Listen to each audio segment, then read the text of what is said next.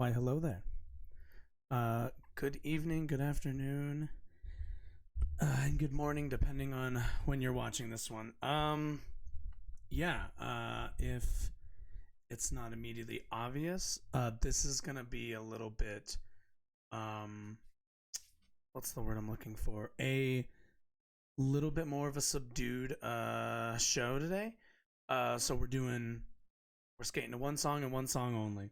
So we're gonna talk about the shooting that took place in Colorado Springs, not super far from here, over the weekend on Sunday, and we're gonna kind of take a look at some of the people who are, well, not directly responsible, but certainly are stochastic figures in everything that kind of happened that night, and kind of part of and kind of talk about what the consequences of this kind of rhetoric is. I just realized I completely skipped the rest of the part of my intro. My name is Josh, and welcome to this channel. On here, we talk about, we discuss and go over news, current events, politics, and anything else that I kind of feel like covering on any given day. It's been kind of a busy day for me. I got like nothing done today that I wanted to before scrambling to put the show together, and so you'll forgive kind of the light format today, but yeah, I have a few little like two things I got to do really quickly. But yeah, how's everybody's Monday going? Oh yeah, I should also say it's November 21st, 2022. Again, I'm a little thrown off by just the busyness of the day. Sometimes, unfortunately, we all have those days. But yeah. Oh my god, throat's been killing me too today. I think it's with the cold. If any of you live in the kind of Midwest or Western area, you probably got some of the really cold weather we got over the weekend here in Colorado. So yeah, the story is a little bit closer to home. So anyway, sorry, I needed some water for that. Anyway, let's get started, shall we?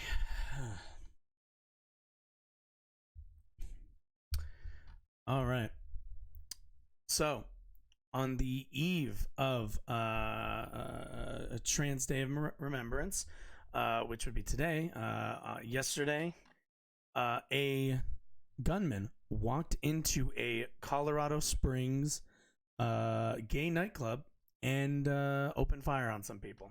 So let's check in and see what all information we can find so far. All right. Police continue to investigate after a gunman killed 5 people and injured 18 others at an LGBTQ nightclub at Saturday. I'm sorry, it was Saturday, my bad. Saturday in Colorado Springs, Colorado. Also, I believe that injury number has actually gone up since the initial count. 17 people were injured by gunshots, while another victim sustained other injuries, police said Monday afternoon. At least one other person and likely many others were victims with no visible injuries, police said. Police earlier said 25 people were injured. Oh, that's the number I heard. Okay. Police on Monday released the names of those killed: Daniel Aston, Kelly Loving, Raymond Green Vance, Derek Rump, funny name, and Ashley Green Paw. 3 victims are in stable condition at Penrose Hospital in Colorado Springs, its CEO said on Monday. Officials have identified Anderson Lee Aldrich, 22, as the suspect. He was taken into custody shortly after arriving on site at Club Q and is being treated at a local hospital as of Monday afternoon. Court records for the case have now been sealed. Colorado Springs District Attorney Michael Allen said on Monday afternoon that no formal charges have been filed. He said the investigation is still active and charges will be filed in due time. The attack comes 6 years after the deadliest attack on the LGBTQ community in modern U.S. history, when a gunman killed 49 people and wounded 53 others at the Pulse nightclub in Orlando, Florida. So, to start out, let's kind of get a bit of an understanding here in that these are not isolated events as much as they might seem. If you don't think that this gunman was not walking into this nightclub with the full intention of one-upping the Pulse nightclub shooter, I'm willing to bet. I'm willing to bet quite a bit of money that you'd be wrong about that. So, you know, a lot of this stuff in our current political environment, a lot of the rhetoric that we're going to take a look at later, is kind of why stuff like this happens. Because quite frankly, there are LGBTQ nightclubs all over the world, and we don't really hear about all of these targeted mass shootings at them on a consistent basis. This is something that in the U.S. is becoming, at the very least, what's the word? Hateful rhetoric kind of drives hateful action towards these sorts of groups. Oh, hey, it's CFC. Where's I want to say I don't think you could go ahead. Did you eat for $50? Probably not many. I'm a pussy when it comes to spicy food. All right, but anyway, yeah, it's kind of hard to talk about this sometimes because, I hate kind of thinking about this as like a statistic, but at the end of the day, I believe he's been charged so far with a hate crime, which tells you at the very least that the police have at least in this case, a non-zero belief that this was a politically motivated attack on a group. So keep reading, but I want everybody to kind of keep that in mind in terms of kind of where we're at right now. Let's see. Colorado. Hey there. I can't read that. There we go. Colorado Springs Police Chief Adrian Vasquez said the gunman began shooting as soon as he entered the nightclub. According to authorities, two patrons, Richard Fierro and Thomas James, helped subdue the gunman, with the chief, which the chief described as heroic. We owe them a great debt of thanks, he said at a news conference. Yeah, they did the police's job for them. Colorado Springs Mayor John Suthers told NPR that one of the patrons, quote, took the handgun from the shooter and hit him with the handgun to disable him. Smart move. Club Q wrote on Facebook that patrons, quote, quick reactions helped end the attack, which it called a hate attack. It seems like it most likely was, and prevented more people from being killed or injured. So yeah, this is a case of which I remember when I initially heard that patrons kind of subdued him and like were able to kind of stop his what I can only assume desire to kill more people. I had initially thought like, well, they're in Colorado Springs, which is an incredibly conservative area here in Colorado. I kind of figured there'd be some law-abiding, gun-owning citizens at this club. But, big ups to these guys for not being armed and taking action quickly and stopping this. Not to say that anybody should really have to be worried about, like, disarming somebody when they're trying to have fun at a nightclub. But, the actions of those two people are beyond heroic. I mean, how many lives were saved because of their quick reaction. So big ups to them. Police said the first call came in at 11:57 p.m. local time, after which the first officer arrived 3 minutes later. The suspect was taken into custody at 12:02 a.m. Mountain Time. Vasquez said the shooter carried an AR-style platform long gun along with multiple magazines with ammunition. That speaks to the appreciation that he took before entering that club, which, yeah, I mean, look, the guy didn't roll in with like a Glock 19 and maybe like 2 magazines. What, lugging around an AR-15. I'm assuming, if they're describing it as a long gun, I'm gonna make the assumption that's accurate. But walking around with that much ammo and everything else kind of gives you the hint that this probably wasn't this wasn't meant to be a quick any kind of quick affair. It seems like this person definitely wanted to do a lot more harm than they were able to, which is always good. CFC, you're doing a lot of talking. Let's see. I do like chicken. I do like chicken wings. I'm just a pussy. I'll admit to that. Why are we talking? Why are you so CFC? Are you like hungry? Like, you are hungry, my friend. Go eat. Did you eat dinner? If you didn't eat dinner, go eat dinner. All right. Club Q. Let's see. Club Q, which opened in 2002. Wow. It's serves the Colorado Springs area with drag shows, karaoke, and dance parties for those 18 years and older. Okay, so it's kind of like an underage to... Okay. I think they have a lot of these by college campuses usually. Both Vasquez and the Colorado government...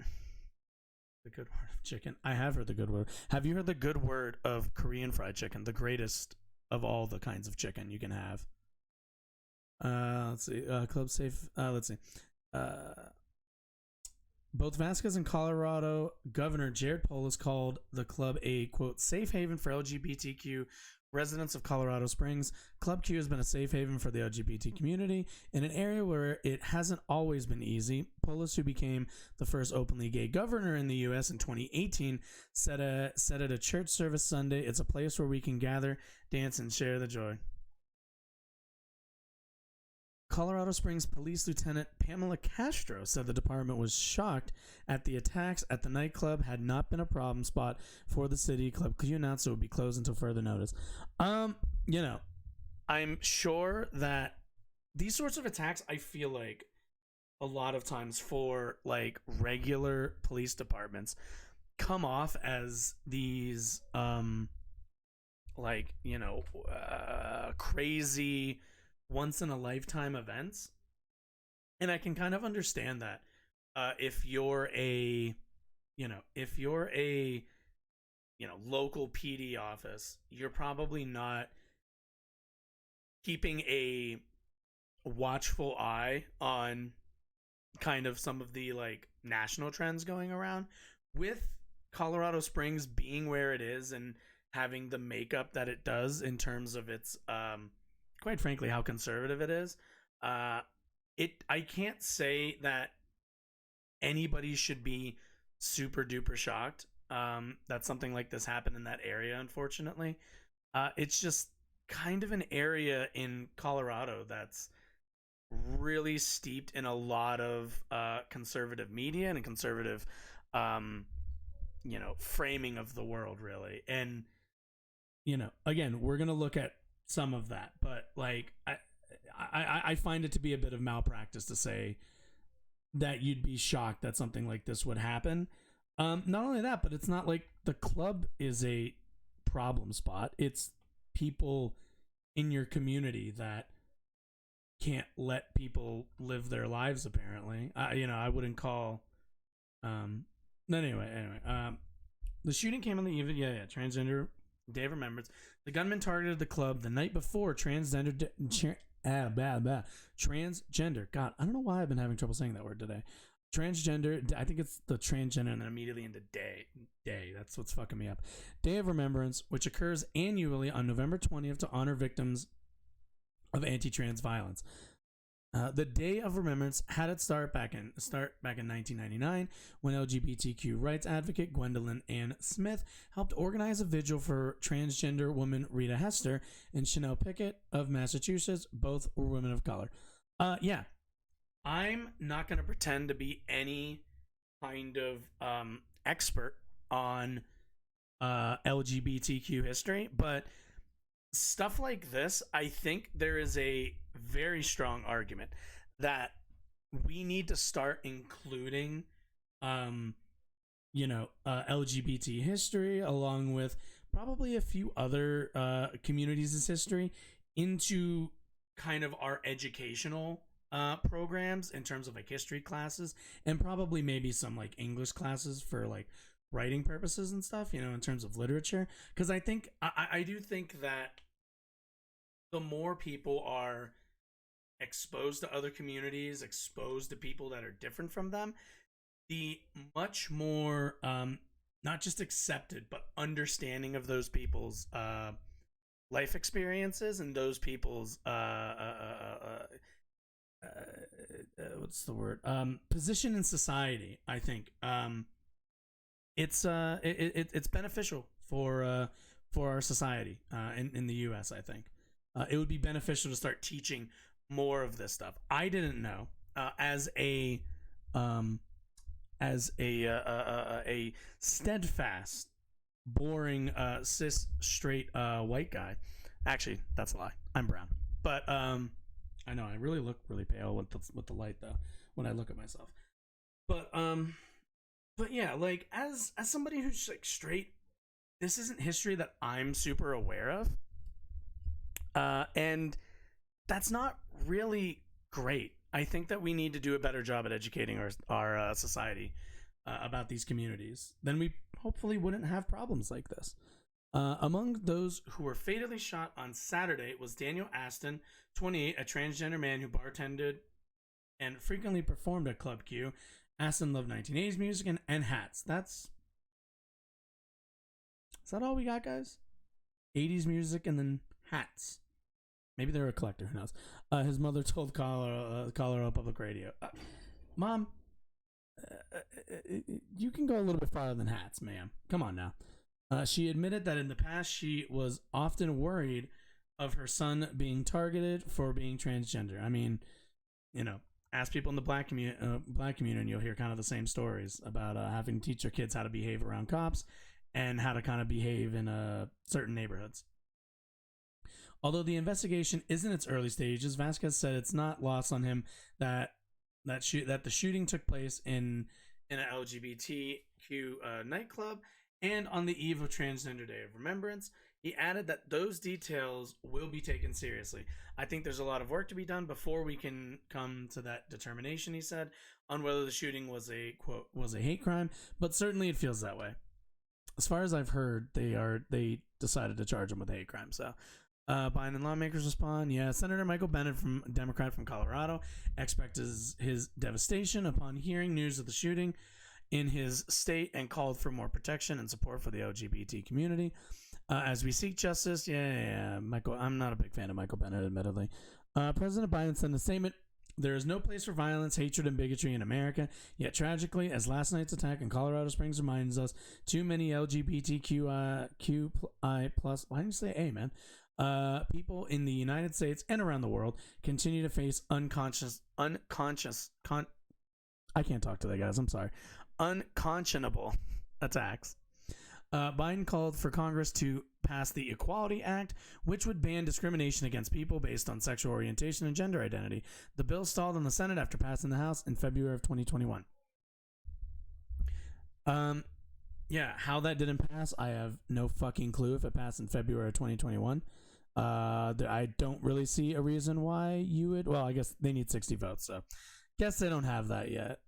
Well, although they have it for the marriage, though, we just learned recently. So, what's their clarification? Early version of the story had the headline report the suspect would definitely be charged with murder and hate crimes. Prosecutors say formal charges have not been filed. Okay, I've been lied to. There's the correction. All right, I've been corrected.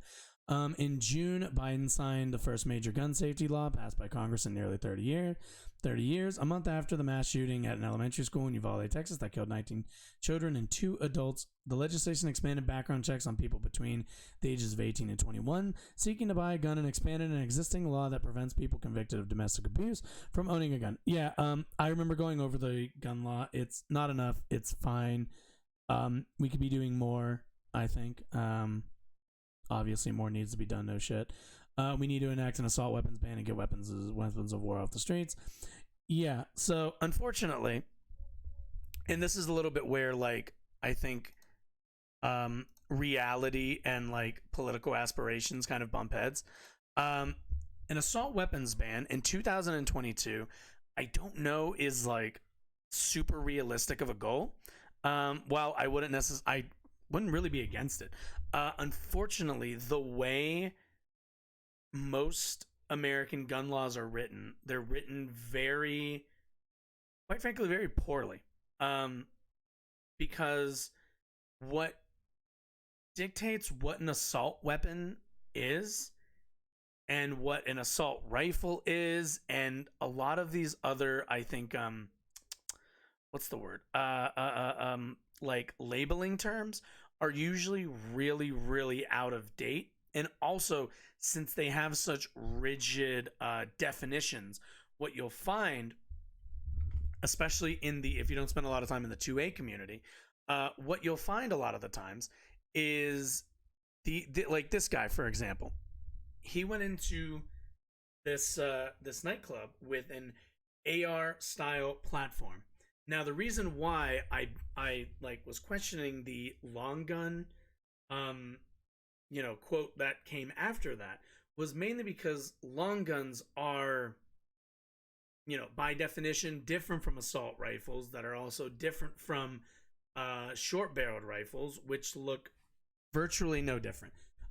If anybody here, I will.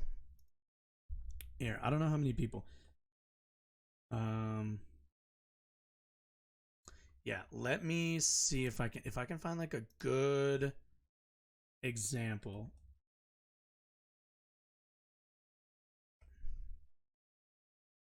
Okay, here we go. All right, so this is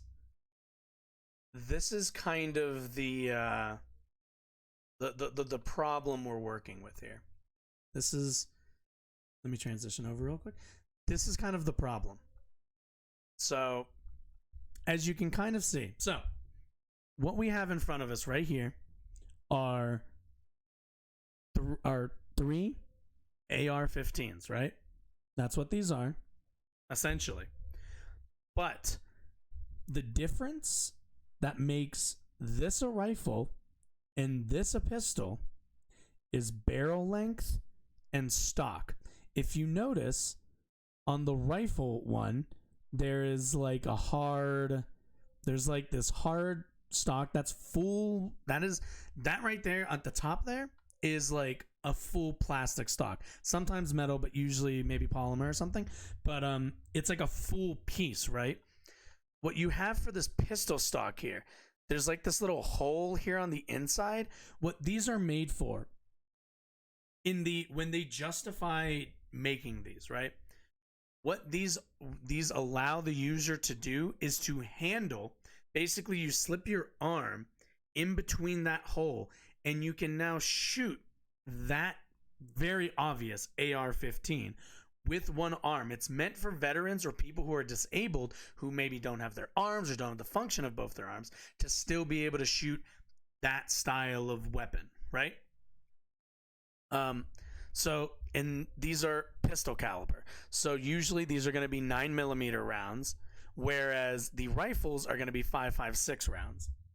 And then on top of that, you have kind of the hybrid of like SBRs, which is short for short barrel rifles, which are kind of like in between. So they have a longer barrel than like a pistol caliber AR-15, but they also have the stock, not a regular AR-15. And these are the things that specifically Democrats need to kind of understand when it comes to the manufacturing of firearms and how they get around a lot of the laws that we have in place. A lot of the laws that we have in place are incredibly confusing and also are very easy to kind of maneuver around, because most weapons manufacturers, at the end of the day, they come up with reasons for kind of fiddling with like caliber and barrel length and all these little things to ensure that then at the end of the day they can sell, an AR-15 pistol, and to them and to to everybody else, they're like, that's an AR-15, that's an AR-15, that's an AR-15. Regardless of whatever caliber one is shooting, it doesn't matter. Those are all just AR-15s. But like these type like any kind of restrictive laws need to, I think, because you say like, oh, we'll do an assault weapons ban. Well, which one of these is an assault weapon? An assault weapon is defined as a weapon that you assault somebody with, which can be any of these. So then it's like, okay, then they have to write like different, like the complexity of some of this is like unreasonably, let me be clear, complex. So they do need to be better about this stuff. Democrats need to figure out, learn more of this stuff, because the manufacturing of firearms is what usually ends up skirting around any laws that get put in place. So I mean, like it's very simple when you have shotguns and you say you can't saw the barrel off. That's it. It's like everyone knows what a shotgun is. Everyone knows what sawing the barrel off is. That's just illegal. There needs to be, I don't know what that is. I don't know what that language looks like, but this is one of the problems, because while we have laws in place that might keep somebody, as a good example, to like, it might keep somebody from being able to buy the rifle caliber of an AR-15. They might just go and buy like, a younger person, somebody who might be, a little bit younger, might just go and buy a pistol caliber, which won't matter all that much because you can buy aftermarket parts that you can't change the caliber, but you buy aftermarket parts and it'll function just as well as the rifle, just with a smaller caliber bullet. So, I mean, this stuff isn't easy, and Democrats do need to get a lot better about understanding this stuff and pushing for like, and I don't mean common sense. It's actually it's actually like farther than common sense. It's like you have to actually fucking learn all the ridiculous like 2A nonsense that the right generally pushes when it comes to guns, and how they skirt around the laws that we do have written. So just kind of to keep people in mind of kind of when Biden and others say that they need to pass like this or that like sweeping law. You always need, like, everyone needs to be aware that there are these little like loopholes that the industry, that the firearms industry has created for themselves as a way to kind of get around, get around this sort of stuff. But anyway, speaking of which, let's talk about those laws. At least in Colorado, I knew there were red flag laws. I don't actually know what they are for this specific state, so let's learn together. Let's see. A year and a half before he was arrested, the Colorado Springs gay nightclub shooting that left 5 people dead, Anderson Lee Aldrich allegedly threatened his mother with a homemade bomb, forcing neighbors and surrounding homes to evacuate while the bomb squad and crisis negotiators talked him into surrendering. So a year before, this guy walks into a club and kills 5 people with the intent to most likely kill as many people as he could in that nightclub. This guy's making homemade bombs. Now, I'm not sure what the absolute specifics are in terms of Colorado's red flag laws, but I would say that a red flag law that doesn't filter out somebody who's been who was involved in a bomb threat that then a neighborhood had to evacuate and a bomb squad had to be called. That's a bit that kind of tells me that our red flag laws could be just a bit stronger. Let's see. No public. Okay, let's see. Yet, despite that scare, the charges were dropped. Which charges? The by the judge. Oh, wait. By the. I'll keep reading. I'm gonna assume that it's in here, but we'll send me a link if you found that. Let's see. Yet, despite the scare, there's no public record that prosecutors move forward with felony kidnapping and menacing charges against Aldrich, or that police or relatives tried to trigger Colorado's red flag law that would allow. So here's the problem.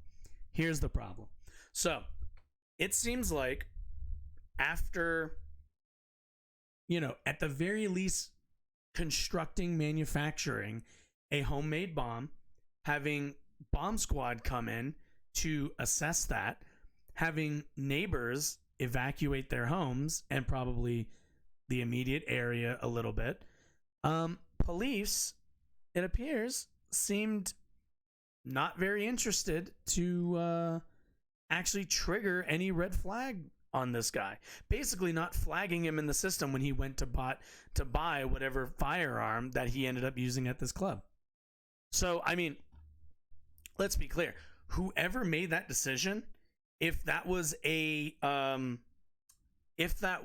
the police chief or like whoever was making that decision, clearly they need to be held to account for that, because they're clearly not using the tools that they are given to actually be able to find and like monitor these people's activity the proper way. Clearly, there is, for some reason, they didn't think that was super alarming.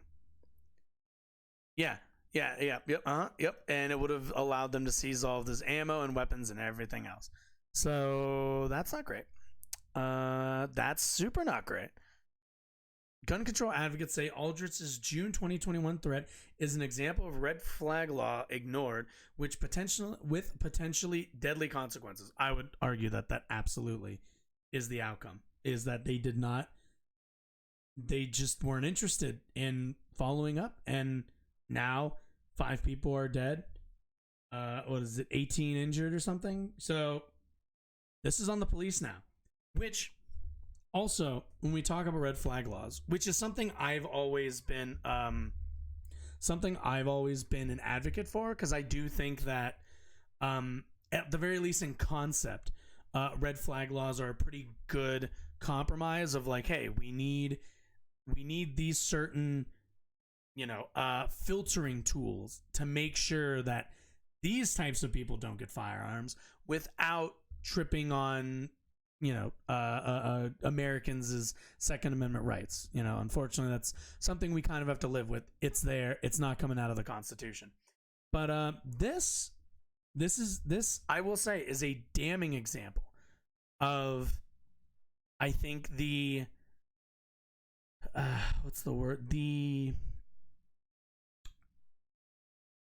shortcomings of red flag laws.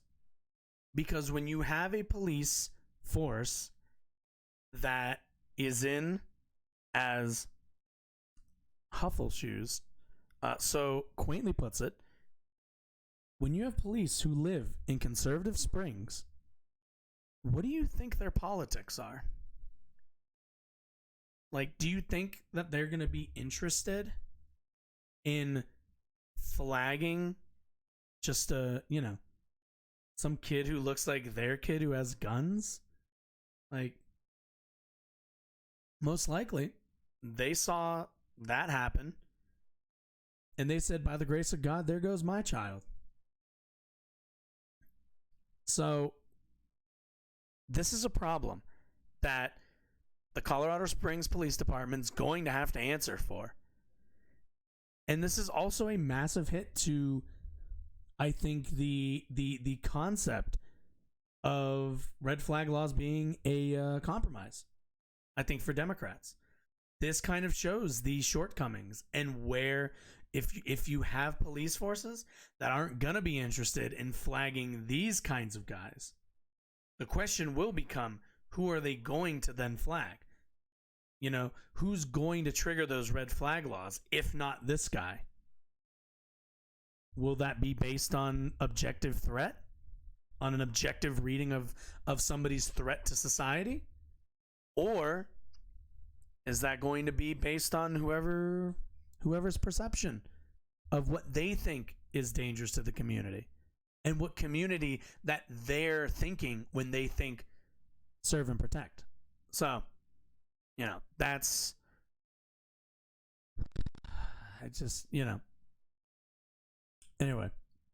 Well, it's not clear the law could have prevented Saturday night's attack. Such gun seizures can be in effect for as little as 14 days and be extended by a judge in 6-month increments. They say it could have at least slowed Aldrich and raised his profile with law enforcement, which they're not wrong. Again, the more I read this, the more I'm becoming a little more skeptical of red flag laws now, because a judge comes in. I think we all remember the what was he? He wasn't a Harvard student. He was like a oh god, what was his name? He raped some girl in like a back alley. I want to say it was in California, but I could be wrong.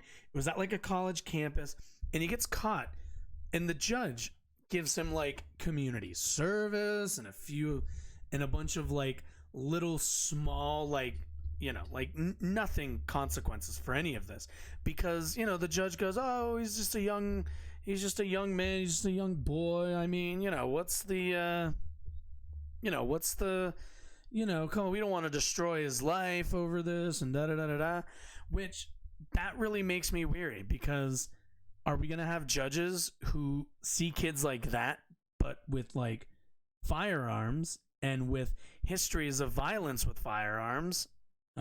Or at the very least, histories of like an inclination towards violence, and are they gonna go, oh well, we don't want to take this kid's rights away, we don't want to stigmatize him in the community? How many? What is that kid's name? Now it's fucking me up. Is it I think it's, is it Dylan? Am I right? Was I right? No. Dylan Roof's the neo-Nazi. No, who am I thinking?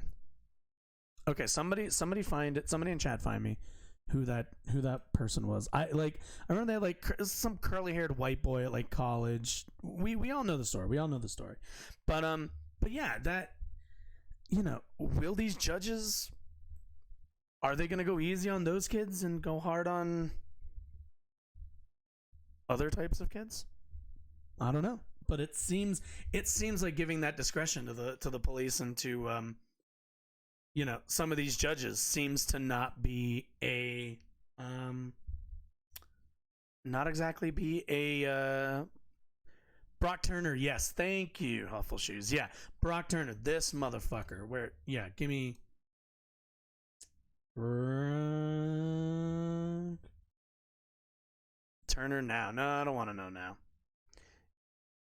Yeah, give me Wikipedia really quickly, because I want to read this like. Let's see. Initially indicted on February, Turner pleaded not guilty. Santa Clara County Superior Court Aaron Mirsky sentenced Turner to 6 months of jail. Additionally, Turner was obliged to register as a sex offender and complete. No. I want to hear the what's it called? I want to hear the oh, here we go. The sentence was lenient and biased. Nancy Brewer retired. Can I get the damn quote from the dude? I want like the judge's quote, because the judge's quote was like nuts. Released by Santa Clara, publication, prosecutor statements, juror statements, jail, legacy, Colin, no. Okay, I can't. We all know the story. I just can't find. I wanted to find the like judge. If I type in judge, will that like help? I want like the judge's like bullshit excuse. Here we go. Memory loss with why the Stanford judge gave Brock Turner 6 months. Show me. Let's see. The victim in her no. That no, obviously, like fuck. Why? Yeah. Let's see.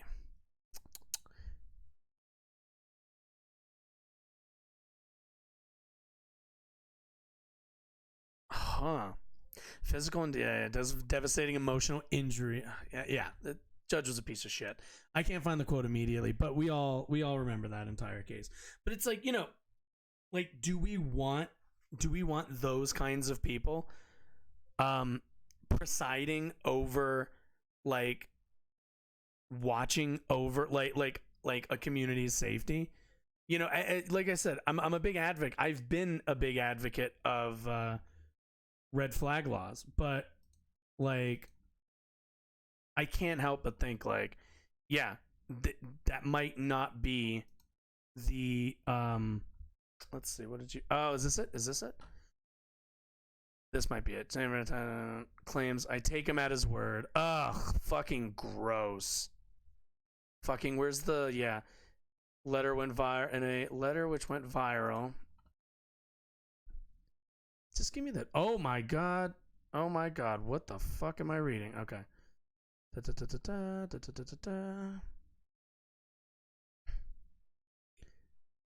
Dude. It's a backlash against. I take him at his word. Yes, you heard that right. He believes the Turner's version of the events. Yep. Yeah, and this is, you know, these are the types of people that, like, make the decisions for our society. Like, God forbid, somebody like this judge who's, like, you know, anti-LGBT, or even, you know, when they have to file, like, when you have to file, like, red flag laws and tag somebody with that sort of stuff, like, the question always becomes, oh, you know, you most likely, I would assume, have to go through somebody to make the, like, basically give the green light to say, like, yes, they're now tagged with that red flag law. When they go to do their background check, it's going to come up. Gun dealer's going to be like, oh, maybe we shouldn't sell this to this person, or maybe there's a restriction on their ability to buy firearms. Is there going to be somebody at the top who says, guys like Brock Turner, you know, I'm sure he's be fine. Guys like this guy Aldrich, you know, he's just a kid with some wacky ideas. You know, so I mean, there's limitations to what red flag laws can actually get us, clearly. And I'm perfectly open with saying, like, I was just wrong about those. I had a lot more faith in them. I'm now way more skeptical of red flag laws being, while I think they're good and there's something that I think we should have, there's clearly more. There's more that needs to be done. But anyway, let's continue this article here. Let's zoom in a bit. My fucking eyes. I'm getting old, guys. All right, we need heroes beforehand. Parents, coworkers, friends who are seeing someone go down this path. Colorado State Representative Tom Sullivan, whose son was killed in the Aurora theater shooting, and sponsored the state's red flag law passed in 2019. This should have alerted them, put him on their radar. And he's right. This absolutely should have. This should have, at the very least, revealed him to the cops. You know, I mean, we have the FBI, we have these sorts of organizations to keep an eye on people's online activity for a damn reason. I can't say, like, the word I don't know, fucking, I can't say the word, like, I don't know, give me the fucking, like, frying pan, like, at all near my phone without seeing, like, a million frying pan ads right, like, as I'm scrolling down Instagram. So don't tell me you can't keep an eye on these people when they're absolutely Googling and constantly looking up, like, guns, firearms, how to do this, how to do that. Like, it's always nuts to me that, you know, like we all aren't already spied on. But the law that allows guns to be removed from people deemed dangerous to themselves or others has seldom been used in the state. Should probably be used more often, let's be honest. Particularly in El Paso County, home of Colorado Springs, where the 22-year-old Aldrich allegedly went into, like, long gun at just before midnight and opened fire. Yeah. An Associated Press analysis found Colorado has one of the lowest rates of red flag usage, despite widespread gun ownership and several high-profile mass shootings. That's disappointing, to say the least. Can I see that really quick? That's how I feel. Red flag law. Can you move? I'm trying to read the fucking thing. Stupid header. What did that say? Red flag laws get little use as shootings. Gun deaths soar. Chicago's one. Control F. There we go. In Colorado, 37 counties that consider themselves sanctuaries issued 25 surrender orders. Issued just 45 surrender orders in the 2 years through the last year. A fifth fewer than non-sanctuary counties did per resident. New Mexico and Nevada reported only about 20 orders combined. Jesus. As it considers. What else we got? In Colorado in 2020, police seized 59 guns from a man who complained of hitmen coming to get him, bragged about shooting someone, and repeatedly threatened his ex-wife. That guy's a psychopath. That person is a certified psychopath. 59 guns. That's like one guy. So I also want everyone to understand, if there are any like we also need to remember that guy has like 59 guns. If you're in Colorado Springs, I can almost guarantee you there's like one person for every like 6 guns there. Most guns in this country. So you've probably heard the statistic that like there are more guns in America than there are people. And that's mainly because most gun owners own like a fucking safe with like 80 bajillion different variations of the same 1911. And constantly worry about somebody coming into their house and like, I don't know, like bothering them, I guess. I don't know. The as far as I know, home invasions in Colorado is not incredibly common. But, you know, this is the stuff that unfortunately people get taught, and kind of the agitprop that they're fed that puts them on edge, and then they buy a fucking arsenal of weapons for basically no reason. I mean, their reasoning is like to defend themselves, but you're like, oh, what do you do for a job? Do you have a dangerous job? And they're like, oh no, I'm like I'm like an electrician. I don't like, I go and install like electrical lighting into people's houses. But you never know, man. Somebody might be coming after me. I'm a real important guy. Like, it's fucking nuts. Let's see. Courts issued 151 gun surrender orders from when the law took effect in April 2019 through 2021. God, that's like nothing. Three surrender orders for every 100,000 adults in the state. That's a third of the ratio of orders issued for the 19 states in District of Columbia with surrender laws on their books. Excuse me. El Paso County appears especially hostile to the law. It joined nearly 2,000 counties nationwide in declaring themselves Second Amendment sanctuaries that protect the constitutional right to bear arms, passing a 2019 resolution that says the red flag law, quote, infringes upon the unalienable rights of law-abiding citizens by ordering police to forcibly enter premises and seize a citizen's property with no evidence of a crime. Fucking deal with it. Yeah, I mean, this is why. I mean, I'm not sure if these two things are related, but, you know, if you have a judge or you have whoever needs to sign off on basically marking somebody with like a red flag on their like social security number or whatever to buy firearms, and they live, you know, if they're living in somewhere that believes that red flag laws infringe upon the inalienable rights of law-abiding citizens, forcibly entering their premises and seizing a citizen's property with no evidence of a crime, you might say, red flag law, we don't do those here. And this is the consequence.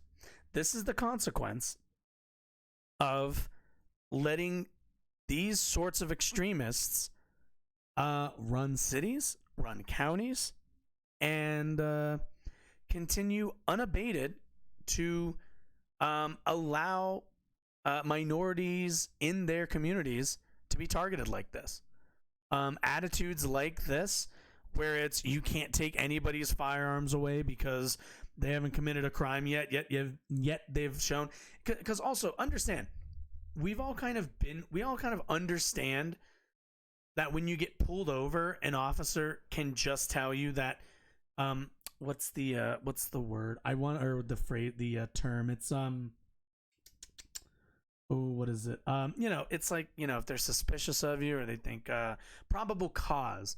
We've all heard of probable cause when police pull you over and then suddenly smell weed, and then you're outside of your car standing with your hands behind your head while they search through your vehicle and go through your stuff and invade your personal space, even though you haven't committed a crime. You're just driving along. We all understand that, but notice these people aren't concerned with that sort of thing. They're only interested in this kind of overreach when it comes to their precious guns. That's the only time they're interested in the unwarranted search and seizure. The only difference is, here's the big difference. When somebody drives down the street with a broken taillight and an officer pulls them over and proceeds to investigate their vehicle for drugs they might think could possibly, maybe, hypothetically exist nearby, there's almost no evidence to any of that. It's all just feels from the cops and sometimes quotas. The difference is, this person built a bomb, or at the very least built something approximating a bomb, because they're probably a dumbass and did it poorly. And a year later, because they didn't think that was a problem, and that wasn't enough to put a hold on basically their ability to buy firearms, which, by the way, is not the same thing as taking away your Second Amendment right. Now people are dead. There's no need. We solved gun violence in this country. We understood long ago that a polite society, an armed society, is not a polite society. We understood that. But these people, unfortunately, want to keep debating this because they're scared, because they're hateful, because they're isolated from the rest of the world. Anyway, I know I went on a tangent. It's just, this shit. There are 5 people who could have been alive if these laws were used properly. But because somebody decided, I don't like them, I have the power to decide who gets red flags on their account, who gets flagged in the system. I'm just not going to bother. County Sheriff Bill Elder. Okay. Also, I just want to say, look, the idea of being a sheriff is cool. The idea of being a police chief, not as cool.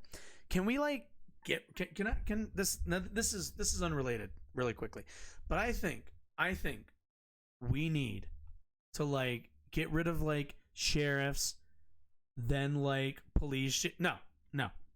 Just do one. Let's just have one person. So I have to hear about the county sheriff said this, and then the city chief said this, and then the mayor. No, just give me one of them. Just give me sheriffs in town. All right, that's the only thing I want. I'm sick and tired of hearing both of them. My mic. There we go. That good. Okay. Let's see.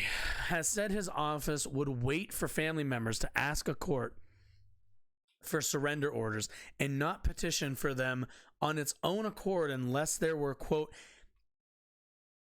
exigent circumstances and probable cause of a crime. So it's not enough.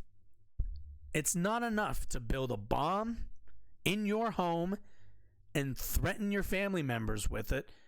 According to this guy, he's going to leave that decision up to family members, which is really funny to me because it's not, as far as I can tell, we do not leave the determination of how we label our laws based on the family members or the victims of laws, bro, of crimes. If somebody gets kidnapped, you don't ask, nobody's sitting there going like, hey, is there would you like us to press charges? I don't, for your kidnapping. I don't know. You tell me if you're not feeling it. No. Somebody gets kidnapped. You're already moving in that direction. At best, you're getting confirmation that you're going to have your key witness, aka the person being kidnapped. But no, you don't delegate that to regular people. The fuck are you even in your position for at that point? You might as well just go and ask every family member, hey, that guy stole from the 7-Eleven. Do you want us to look into that? Or you're just kind of like, what is this? There's this deference to the law all of a sudden. El Paso County, with a population of 730,000 people, had 13 temporary firearm removals through the end of last year, 4 of which turned into longer ones of at least 6 months. The county sheriff's office declined to answer what happened after Aldrich's arrest last year, including whether anyone asked to have his weapons removed. The press release issued by the sheriff's office at the time said no explosives were found, but did not mention anything about whether any weapons were recovered. Spokesperson Deborah Christabov referred further questions about the case to the district attorney's office, to which they didn't answer anything probably. Online court records search did not turn up any formal charges filed against Aldrich, which we already heard about. The Gazette newspaper of Colorado Springs reported that prosecutors did not pursue any charges in the case and the records were sealed. Now, I would love to know. First of all, why are records sealed? I mean, I understand that, records need to be sealed for certain things. I'm certainly not against it as a broad stance, but I'd love to know why the fuck were they sealed to be for this case? It seems like a pretty open and shut case of somebody makeshifting either a bad bomb or a fake it was never intended to actually be a bomb. But either way, you would think that I don't think that's really worth sealing. I don't know why you'd need to seal that kind of information.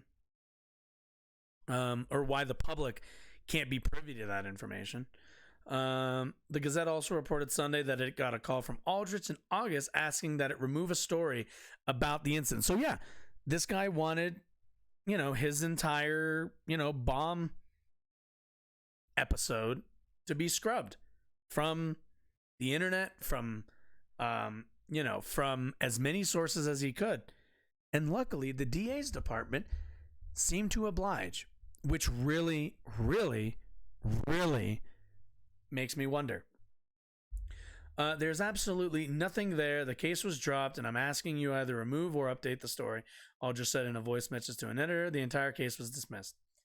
A spokesperson for the district attorney's office declined to comment on whether the charges were pursued. He said the shooting investigation will also include a study of the bomb threat. Jeez, guys, don't twist our arm here. There will be no additional information released at this time. These are still investigative questions. AP study of 19 states and District of Columbia red flag laws on their books found they have been used about 15,000 times since 2020. Lovely. 19 states and DC. How many people do you think are living in those states and in DC? And 15,000 weapons. That's it. That's, yeah, less than 10, for every adults, for every 100,000. Experts call that woefully low and hardly enough to make a dent in gun killings. Yeah. Just this year, authorities in Highland Park, Illinois were criticized for not trying to take guns away from the 21-year-old accused of a 4th of July parade shooting that left 7 dead. Police had been alerted about him in 2019 after he threatened to, quote, kill everyone in his home. Duke University, socialist, expert red flag laws, yet another miss, This seems like a no, So, I guess this segment is going to be specifically about red flag laws, but let's kind of summarize really quickly for a second. And red flag laws, clearly. So red flag laws have been implemented in a number of states. And in those states, we have seen at least one, if not multiple examples of police unwilling to flag citizens for violent actions. What we need going forward is at least, as just a regular person, I'm not a legislator, I'm not a congressperson, I'm not any of these things. Clearly, red flag laws and the decision to flag individuals needs to be,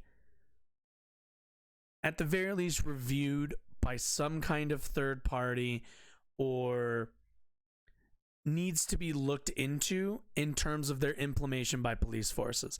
Because clearly police forces are not interested in implementing the red flag laws that its citizens voted for representatives in their state houses and then voted them into law. Citizens voted for people who represented them and said they want people to be flagged when they commit dangerous acts and when they reveal themselves to be irresponsible stewards of firearms. But it seems like we have a bit of a problem, and we don't know how.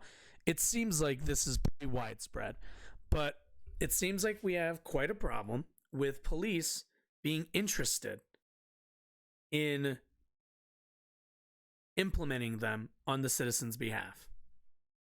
So, not good. Not good at all. And something has to be done about this. Lord knows, the House is beginning next year going to be the investigation station for the next 2 years, while Republicans waste their time looking into nonsense Hunter Biden stuff. Democrats are going to be mostly sitting on their hands in the House. In the Senate, it'll be probably a pretty close tie, with not a lot happening there either. And, in a year, starting next year, the presidential primaries are going to be starting. And most likely, everyone's going to forget about this shooting until the next one comes up. And then we hear about somebody else who should have been flagged by police, but somehow they made it through the cracks, which are evidently a lot bigger than a lot of gun rights advocates, pretend to be. But, yeah. All right. So, I know, really, really, really heavy today. It's just, there are people dead, and this stuff is serious. I'm not going to say I'm the funniest person in the world, but I don't really have a lot of jokes about this one. So, we're going to take I'm going to take a 2-minute break, kind of go sip some water. My voice is my throat's kind of hurting a bit. So, gonna take a 2-minute break and be right back. But, let's see. What do you guys think? Should we do Shibata? Should we do Shibata slapping the shit out of Okada, or should we do, laundry commercials? I'm thinking I just like watching Shibata kill people. So we're going to do that one. All right. Be right back.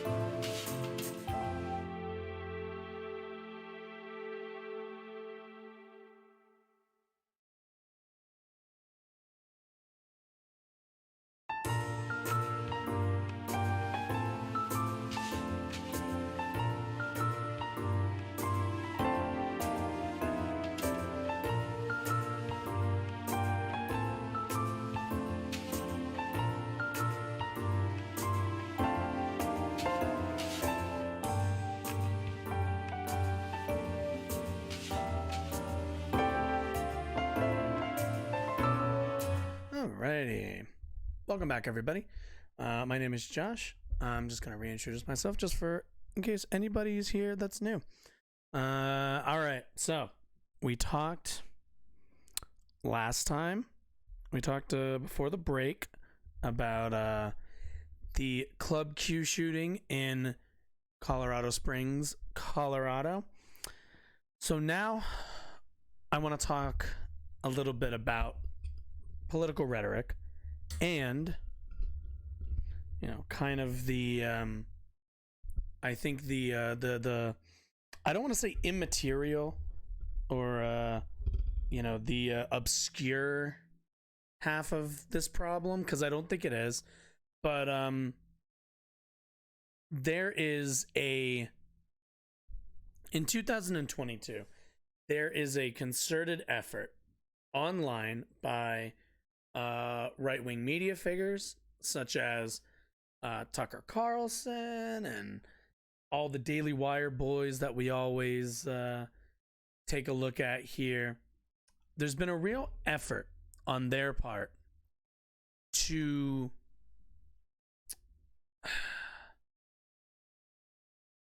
demonize not just leftists, although they always have done that. They've been doing that my entire life. All my life I've heard, which actually it's funny. Helpful Shoes can attest to this one. According to my great aunt, Super Boomer Supreme,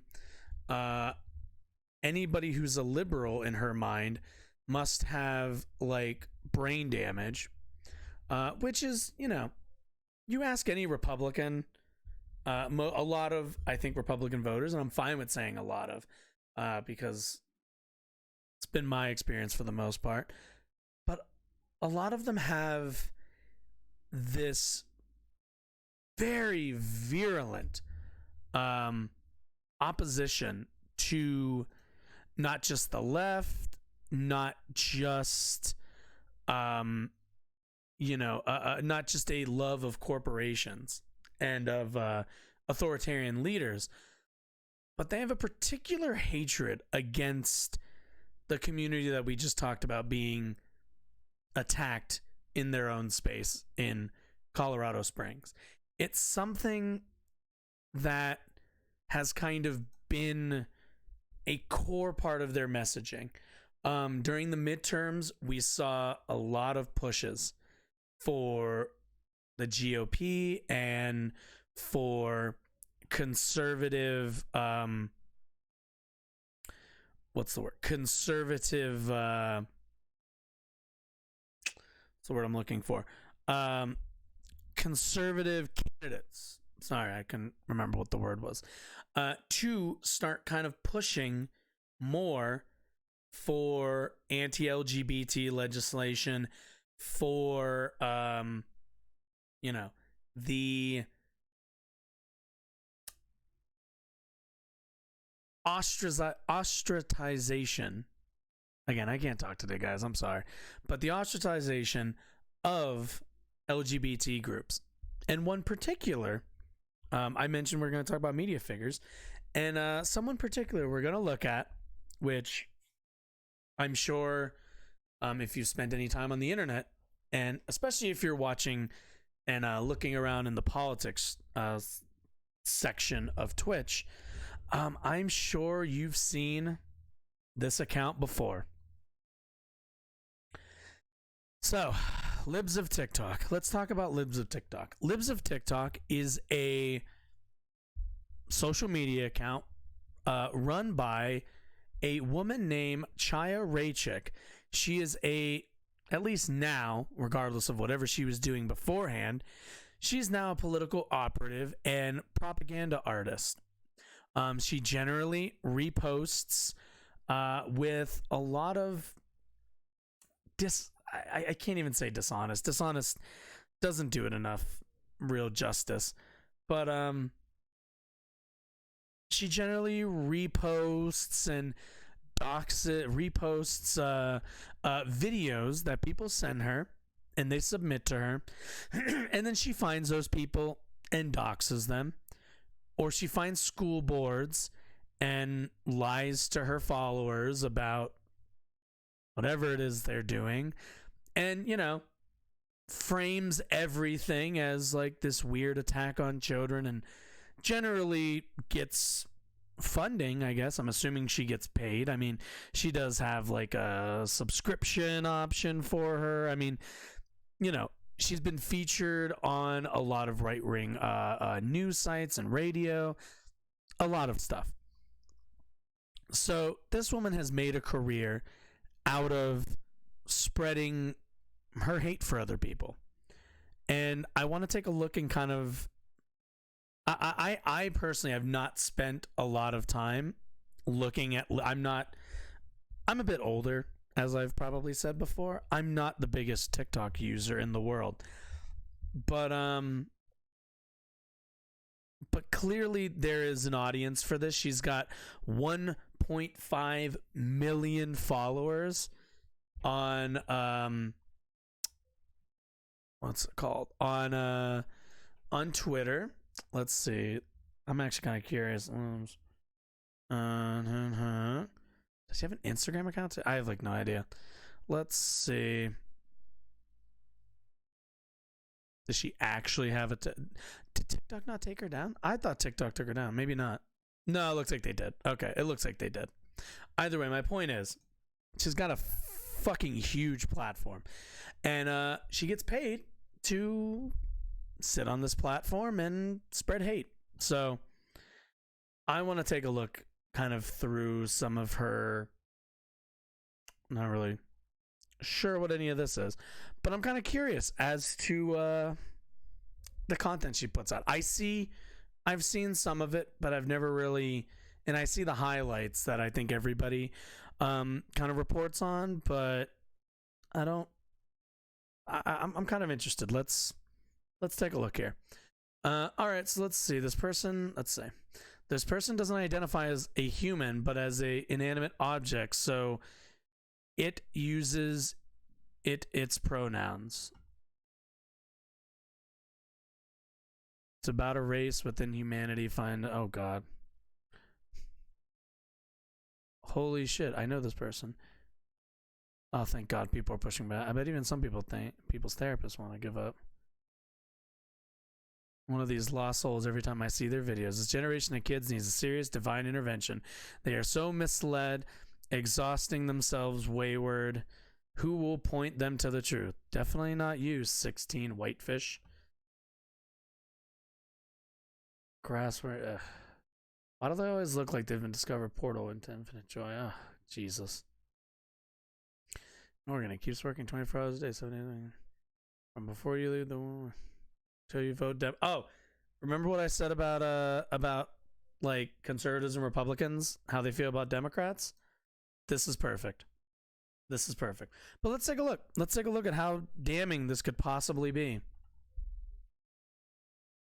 I'm assuming this is gonna be loud.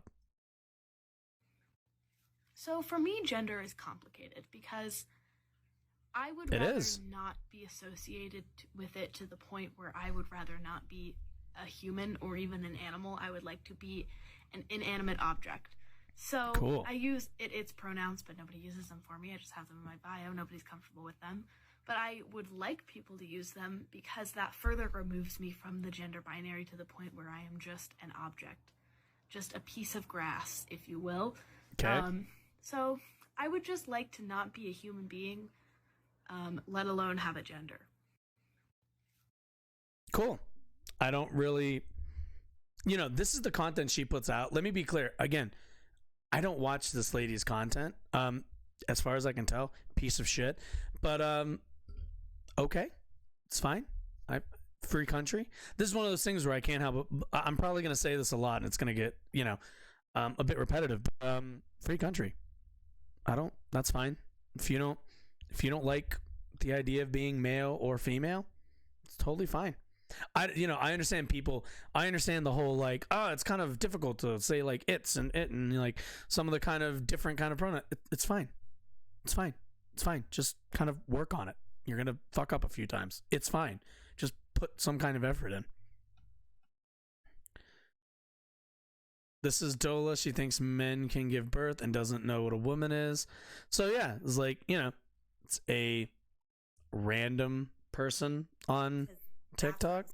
It's extremely offensive that I include non-binary and trans men in my discussion about birth. You're on the wrong page.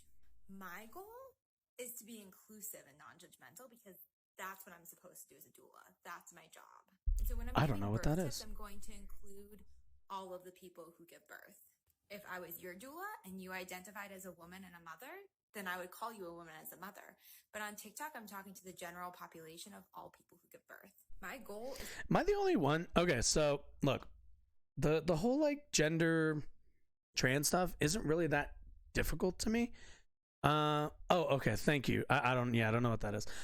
Sometimes I feel like, especially conservatives, try to make all of this stuff like incredibly difficult, that we have to like have like a million different conversations about that, like end up weaving in and out of each other, when like, you know, and obviously they'd never, you know, they're pieces of shit who actually don't care about people's feelings or how they feel about the world. But like, I can't help but be like, did none of you like get taught to just treat people with respect? If somebody like tells you, call them like it, like somebody asks me, yes, I know what a midwife is. I just don't know what a doula is, because I'm not a midwife. That's not my job. I'm a cook. But yeah, like this shit, they make this so complicated and make everybody go through all this nonsense for them to always just turn around and be like, I don't care, because a woman is a woman, and that's as far as I've gone to think about it. It's just, there's so much thought that has to go into, why don't you just respect people? I don't get why. Well, that's a fun tweet. Yeah, you know, also, again, like I said, never really paid much attention to her content, but I love the idea of her definitely whining about this, where I'm like, lady, you have caused the harassment of probably more people than you're friends with on Facebook. I can promise you, you can whine harder. Let's see. Oh, Project Veritas. Nice. Let's see. Not only can't we misgender, but it's now also our responsibility to correct people who misgender others. Yeah, that's kind of like the way everything works. Like what's the, oh wait, I now can't, you know, now it's my responsibility to like tell somebody else not to like break laws. Like yeah, you tell other people to not be assholes. Like I don't. And this is a lot of, this is basically all of her content, right? Is she reposts random people that don't have a platform. This person, what is this? Wilted Sunflower 666. I go to this person's account. I will bet any money they have a like degree of like a 10th, probably have like a 100th of this woman's like platform, and she puts these people on here and pretends to rebut them, even though all she's really doing is like, I don't understand anything. Why do I have to do anything? Why do I need to be part of any society? Let's take. I'm kind of curious. Let's take a listen. I don't understand what is so hard. When we tell you it hurts us when we are misgendered, this is what that hurt looks like. Okay, so this person's like, hey, it like really sucks when you misgender me. I'm not gonna do this to like an individual, but I'll post this, and maybe it reaches somebody across the country who doesn't get that it's hurtful, and then they'll be like, ah, damn, I caused like pain for somebody. Damn, maybe I shouldn't do that. About correcting other people when they misgender others. Like, it takes you like 2 seconds, but you know what it takes for me to have to constantly do that? A lot of fucking unnecessary emotional labor that I already have to take on a daily basis just to fucking exist and be who I am. but you don't have the energy to speak up and say something on my behalf? So I'm actually not going to go any farther with this because I only really have one point to make. And that is, I'm going to speak really directly here for a moment. Chaya Raichik is a person who looks at somebody crying in their car, upset because of an interpersonal interaction that they had, that they were disappointed by, and is now trying to express that disappointment in a way that could positively impact others who might not be in their immediate friend group or their immediate sphere of influence. She sees this person upset and hurt because they aren't feeling supported by their support system and want to ensure that others feel supported by their support system. And Chaya Raichik sees that. Understand, this lady sees that and goes, how do I put this person on my platform and send them more harassment? Chaya Raichik, and I have no problem saying this, would be thrilled if through her harassment, this person committed suicide. Chaya Raichik would be thrilled by that. So when I say that Chaya Raichik is a piece of shit, scumbag human being who does not deserve neither her platform nor any place in this polite society, I mean it. Full stop. This attitude, the attitude towards people expressing their pain, towards people who are already incredibly vulnerable due to their extenuating circumstances in their life. She would like to push that envelope farther. And what's worse, what's really worse to me, and what really gets me, is this lady sits behind a anonymous reposting compilation social media site and hides behind it. And meanwhile, while she sends people to harass these already vulnerable people, she goes and retweets. And let's be clear, she retweeted this because she's whining. She retweets this because she thinks this person went too far, because she sees this tweet and is upset by it, because she thinks, whoa, I do this every day to people. Every day I send thousands, if not millions of my viewers to go harass people like this, people like that person we saw, and that person specifically. Along with, matter of fact, let's go back really quickly because I saw this while scrolling. Along with stuff like this. Now, this was posted. Let's see. Last edited 6/25. No. I want to see the history. Show me when you posted this originally. There we go. Yeah. No, give me this. When was this posted? So, the Club Q night shooting took place Saturday night. This was posted 6 a.m. the next day. Let's take a look, see, shall we?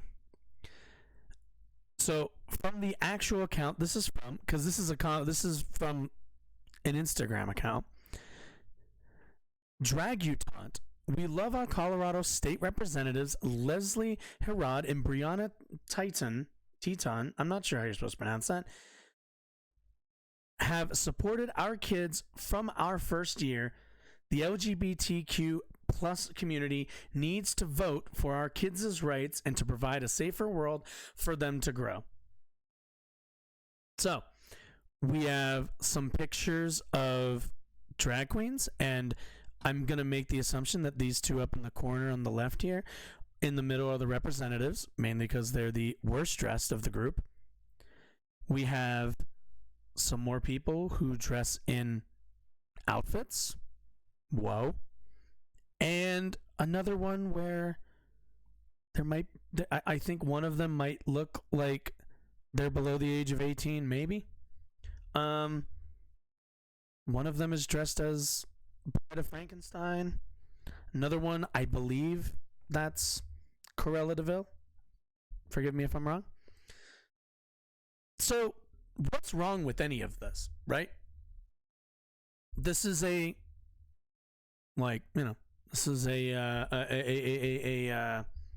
organization. Oh, it's a 501c3. Thank you for putting that right there. Yeah, that puts on drag shows, and it's a nonprofit. But that's not enough. And understand, this is in Colorado. So after a night of the LGBTQ community being targeted by, probably some bigot who pays attention to Chaya Ray Chick's Twitter account. Afterwards, she thinks she's clever in posting this. This organization in Colorado teaches kids how to become drag queens and helps kids, quote, safely experience the art of drag on stage. Colorado state representatives promoted and encouraged this child drag performance. So I want to say off the bat, I don't see any kids in any of these pictures. I could be wrong, but I don't see anybody that I would really deem as children. A. B. My favorite thing about this account that I've noticed, at least that I've seen, is they seem to really have like this deep animus about drag shows, to which I have to ask, what's the big deal? Because understand, people at drag shows wear wigs, wear dresses, maybe like one of these pictures, big ass boots. But what's like the danger? What's the harm being done here? And this is the thing. You can't point me to any of it. You couldn't point to anything she just tweeted in this tweet that is, by definition, harmful. There's nothing. There's absolutely nothing. It's just people performing in clothes that don't align with their gender identity. And that is so much of an affront to this woman without a life that she's made it into her career. And again, I say this again. She puts this out after the Club Q shooting, after 5 people are pronounced dead, after 18 people are injured. And she still thinks it's appropriate, regardless of what state it's in, because all of her tweets and all of her posts are inappropriate. But this is still something she decides to put out into the world. Because at the end of the day, she wants people dead. That's what she wants. And that's what that person, Aldrich, that's what he did. He participated in this hate cycle. And this is where it will inevitably lead. At the end of the day, libs of TikTok, Chaya Raychick, American terrorist. Yeah, that's, if we're being clear-eyed about what she is. But moving from one person with a platform to another, I know I watch a lot of this person's content, and I know you know I watch a lot of this weirdo's content. That fucking baby in the background gets me every fucking time. But I said we talk about the actually bring me back for a second. Before I said we talk about, kind of discuss where this comes from, because half of it is going to be the gun stuff, right? We all understand that. We spoke about red flag laws and how clearly their implementation needs reforming, and that maybe I was wrong, and red flag laws are not the positive compromise that I thought they were. That's fine. But now I want to talk about how we got there. And continuing that, probably the other person who is, quite frankly, at the forefront of the anti-trans movement in America, somebody who, as an expert, apparently thought millions of kids were prescribed puberty blockers in America, which was found to be incorrect. Actually, I want to watch that clip really quickly. Before we get into this, I want to reinforce that little bit, because I think it is really funny and unfortunate for Matt Walsh. Let's see.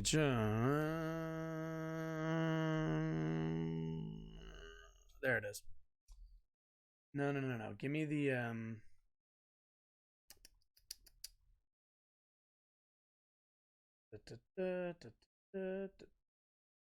where is it?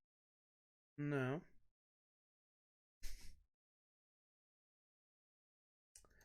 Let's see how many. Let's try that one. That might.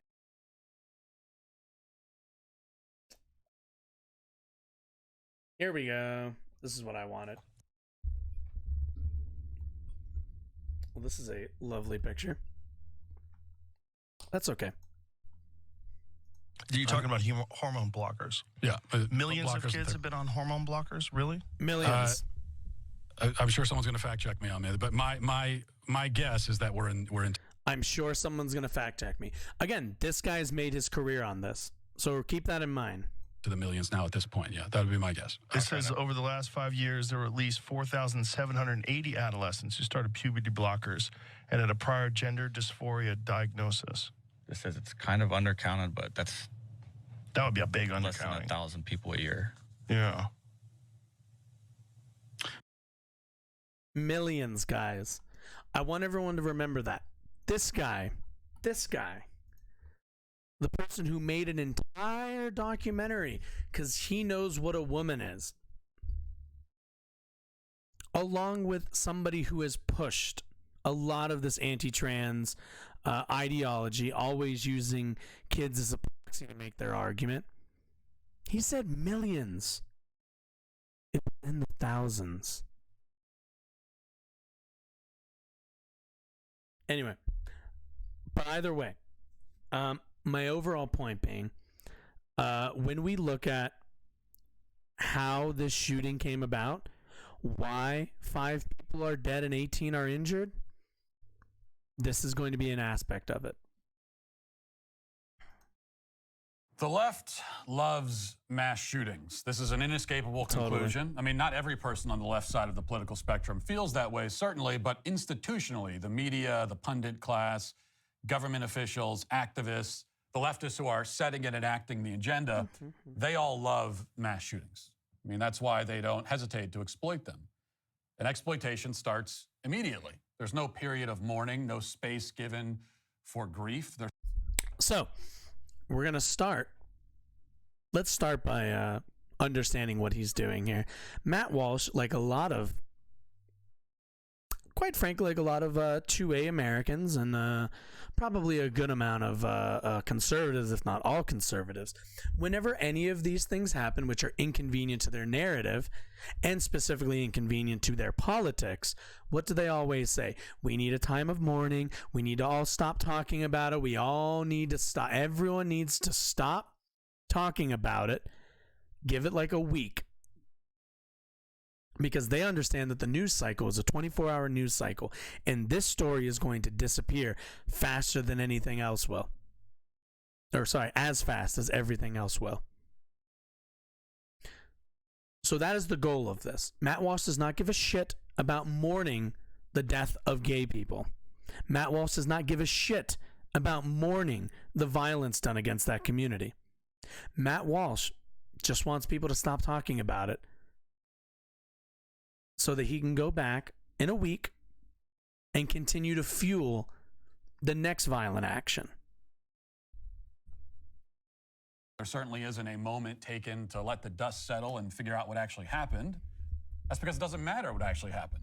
All that matters is what they can say about what happened. And do you think Matt's going to talk about what happened? How they can use it. Do you think at all Matt's going to talk about what happened? Or do you think Matt's just going to say, we don't know what happened?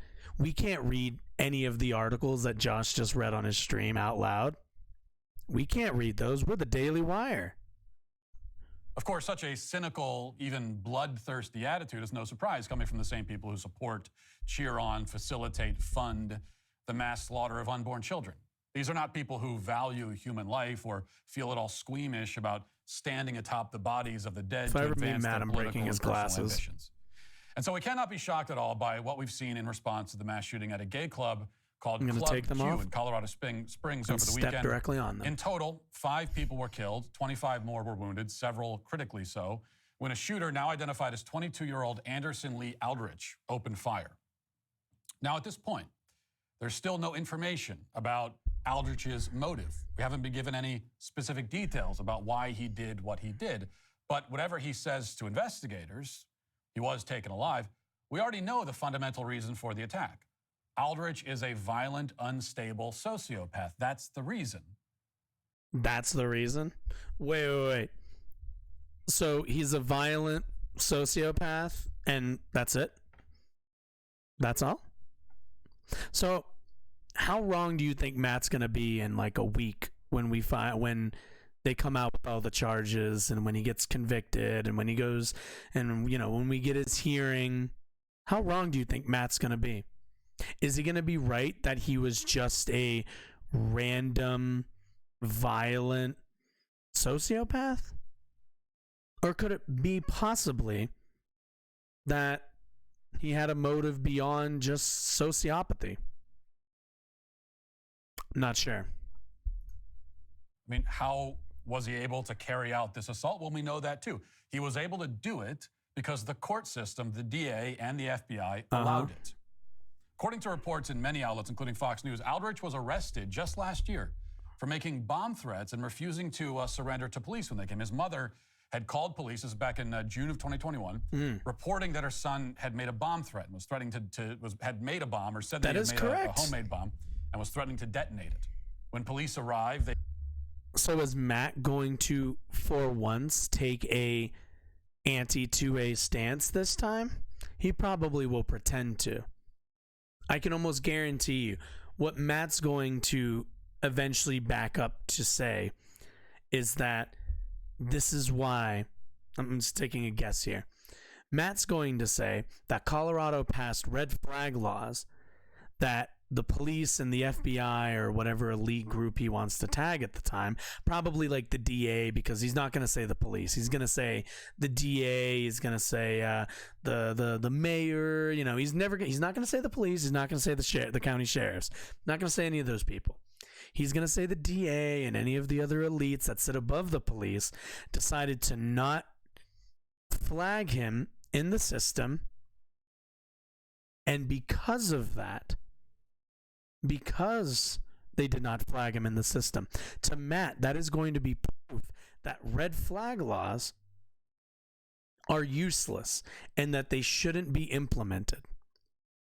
Because he is going to argue that the placement of red flag laws in democratic states is a scheme, is a way for them to take regular people's guns away while leaving dangerous criminals to run the streets with firearms unabated. Let's see how right I am. They found Aldrich hiding in a house nearby where he refused to surrender. When they finally managed to detain him, he was charged with 2 counts of felony menacing and 3 counts of first-degree kidnapping. And then guess what happened? The DA decided not to pursue charges. Why? Well, it's hard to say. In fact, we can't say because the case has been sealed. All the records are sealed. All we know is that this is yet another case of a violent, mentally ill criminal. The fact that he threatened to blow up his own mother with a homemade bomb is, I think, enough confirmation that he's crazy, who was known to law enforcement, known to the courts, and yet, for whatever reason, was not sitting in a cage like he ought to have been. Well, he would have never been sitting in a cage. This is the same pattern that appears and then reappears and appears again with nearly every violent criminal that makes it into the national headlines. And with a huge portion of the violent criminals that don't make it into the national headlines. Yeah, Matt. And most of them that make it into the headlines are right-wingers like you. Let's just be really clear about that. This guy is no leftist. I know they tried to play a little bit of games with the guy who assaulted Nancy Pelosi's husband, but that's not going to slide this time. Untold thousands of lives could be saved if the people charged with enforcing our laws simply enforced them. There's no new law that we need in Colorado Springs that would have prevented the massacre. We already have laws against bomb threats, kidnapping.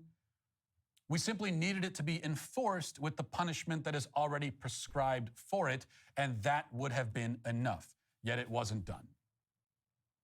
This could be the conversation. It's an important conversation. And it's not a wholly political conversation. The DA in Colorado Springs, as far as I know, is a Republican. Political conversation. It's often woke Democrat DAs who don't enforce their own laws, but it's not only them. And this is not a problem that concerns only district attorneys. We have a crisis across the board at every level of the most basic laws not being enforced consistently or not being enforced at all. It's a problem that we should address, and we need to, and we could. But the people guiding the public conversation have no interest in having that conversation. I just had that conversation they want to have. Because that conversation does not allow them to demonize their most hated ideological opponents. In fact, on the left, if they had the conversation about not enforcing laws, rather than demonizing people on the right, they'd be agreeing with us. They'd be saying, oh, you know what, you were right about this all along.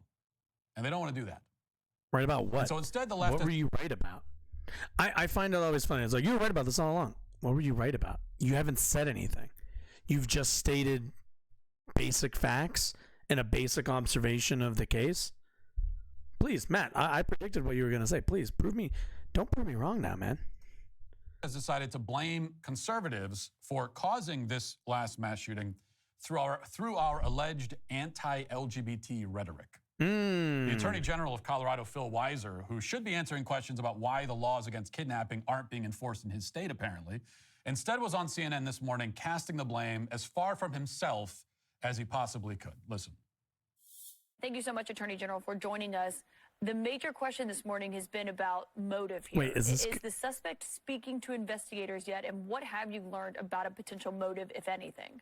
So the investigation's ongoing, and I think it's fair to say, based on the facts, it's very hard to conceive of a situation where the motive wasn't generated by hate. This was a well-known nightclub that individuals, regardless of their sexual orientation or gender identity, the LGBTQ community knew it was kind of the local gay bar.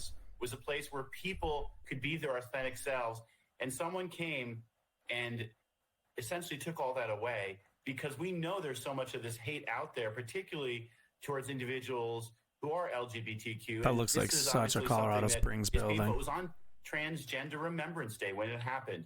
So this is a call to all of us to look at that hate and ask, what do we do about it? It's very hard to conceive of a situation where this incident doesn't enforce my preferred political narrative. That's what he's saying. He says there's...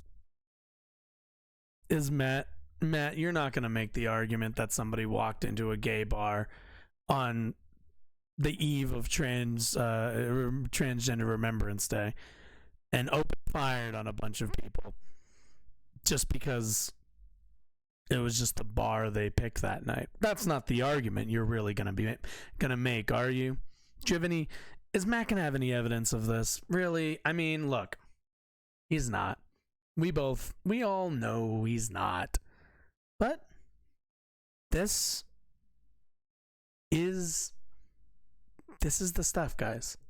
This is the obfuscation. This is the when there's a shooting committed by the right wing, it's always the left's fault. It always comes back. Water always runs to what's all roads lead to Rome. It's always that. It's always find a way to blame Democrats, leftists, whatever flavor they decide to pick that day. There's a lot of hate towards LGBT people. But what is he talking about? I mean, what hate?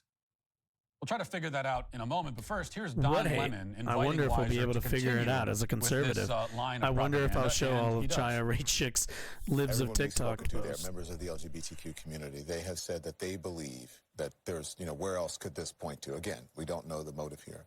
But can you talk to us about, and you said that it was a safe haven, right, for members of the LGBTQ community, the importance of our elected officials, our leaders, on social media, the importance of words and using members of the LGBTQ plus community as sort of political pawns in politics.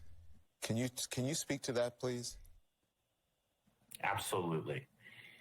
We are living at a time of rising hate and rising demonization. And all of us in leadership positions have to recognize that our words matter. We can and we must have a more inclusive we the people. That's a phrase that Justice Ginsburg used. The legitimization, I should say, of hating towards LGBTQ plus individuals has to stop. Don Lemon worries that LGBT people are being used as pawns, and so he proceeds to use them as pawns. I guess, answering his own question. As usual, Don Lemon using the wrong terminology. We're living in a time of rising hate and demonization, and he's right. A good example of this demonization is the fact that the Attorney General of Colorado is blaming social conservatives for a mass shooting carried out by a known violent criminal in his state. Nope, not a socialist conservative. Nope. It couldn't possibly be that he went into... Yeah, again, how wrong is Matt going to be? How much do you want to bet?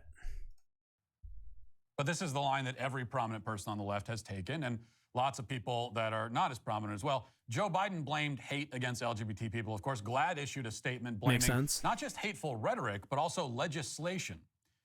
Their statement says, quote, "You can draw a straight line from the false and vile rhetoric about LGBTQ people spread by extremists and amplified across social media to the nearly 300 anti-LGBTQ bills introduced this year to the dozens of attacks on our community like this one." It's almost like there's a clear took place on the eve of Transgender Day of Remembrance when we honor the memory of the trans people killed the prior year. As Matt says deepens the trauma and tragedy for all in the condescendingly. LGBTQ community. The media must stop spreading misinformation and elevate the truth that LGBT people exist, belong, and want to live in peace and safety.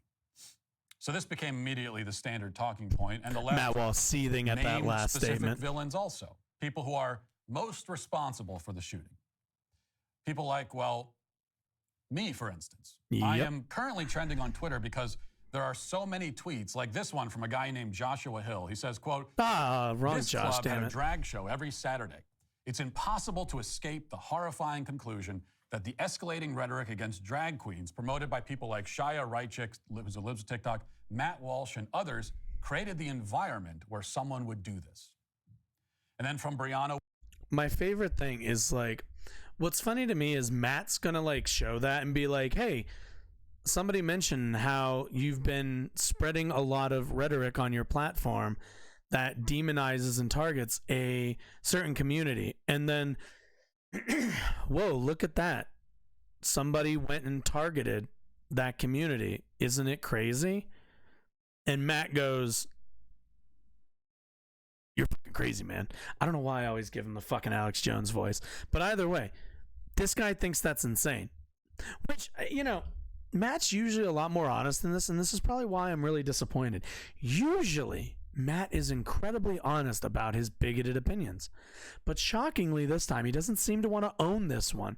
This one is a bit too far. You know, when it's not state-sponsored violence that he wants, you know, then, you know, maybe we don't want to claim the guy who went and shot up a gay nightclub. We don't want to claim that yet. We only really want to claim that when the state's going to back that up. It's most likely what Matt's thinking. Woo, she says, this spike of hate crimes is very clearly on libs of TikTok, Matt Walsh, and the anti-trans mainstream media that has smeared LGBT people as sexual deviants. Well, and that is what you have done, and violence has increased. Quote, these people like libs of TikTok, Matt Walsh, Tucker Carlson, Christopher Rufo have spent all year stoking and inciting violence against LGBTQ people. When the violence happens, they deny it, minimize it, and double down on the hate. They are sick, twisted sociopaths. Another activist posted, this is where the hateful rhetoric that's allowed to spread on this platform eventually leads. Shia Reichert, Matt Walsh, etc. will continue spewing bile. Matt, if you're going to pretend to be this, like, manly man with a manly beard, I need you to stop bitching so much. Like, please whine the message is clear. Less. I must be silenced, along with Shia Reichert and Christopher Rufo and other conservatives, because our rhetoric is causing shootings to happen. That's how rhetoric works. What is our rhetoric exactly? Have any of us ever called for violence? Ooh, here we go. I mean, if we had, then they'd have the clips of those, and those would be circulating. But you're right. It's almost like there's other ways to motivate people to commit violence as a group simply for existing. No, we're not doing that. Again, if we had done that, then the clips would be. It's guys. Hitler never personally killed any Jews. Why are we always mentioning Hitler? Hitler never killed any Jews personally. Like, the hell? Why do we always throw him under the bus? This guy, I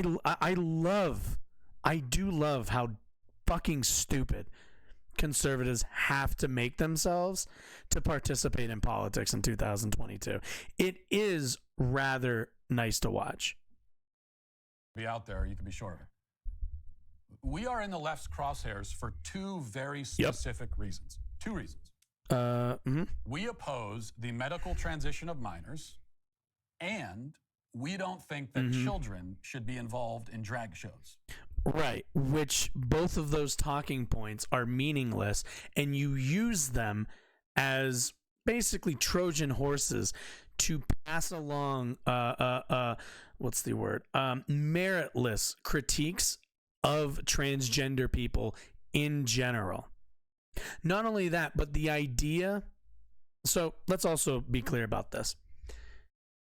The idea that you would say, like, hey, I only care, and they did this back in the 80s, by the way, I only care that people try to are turning kids gay,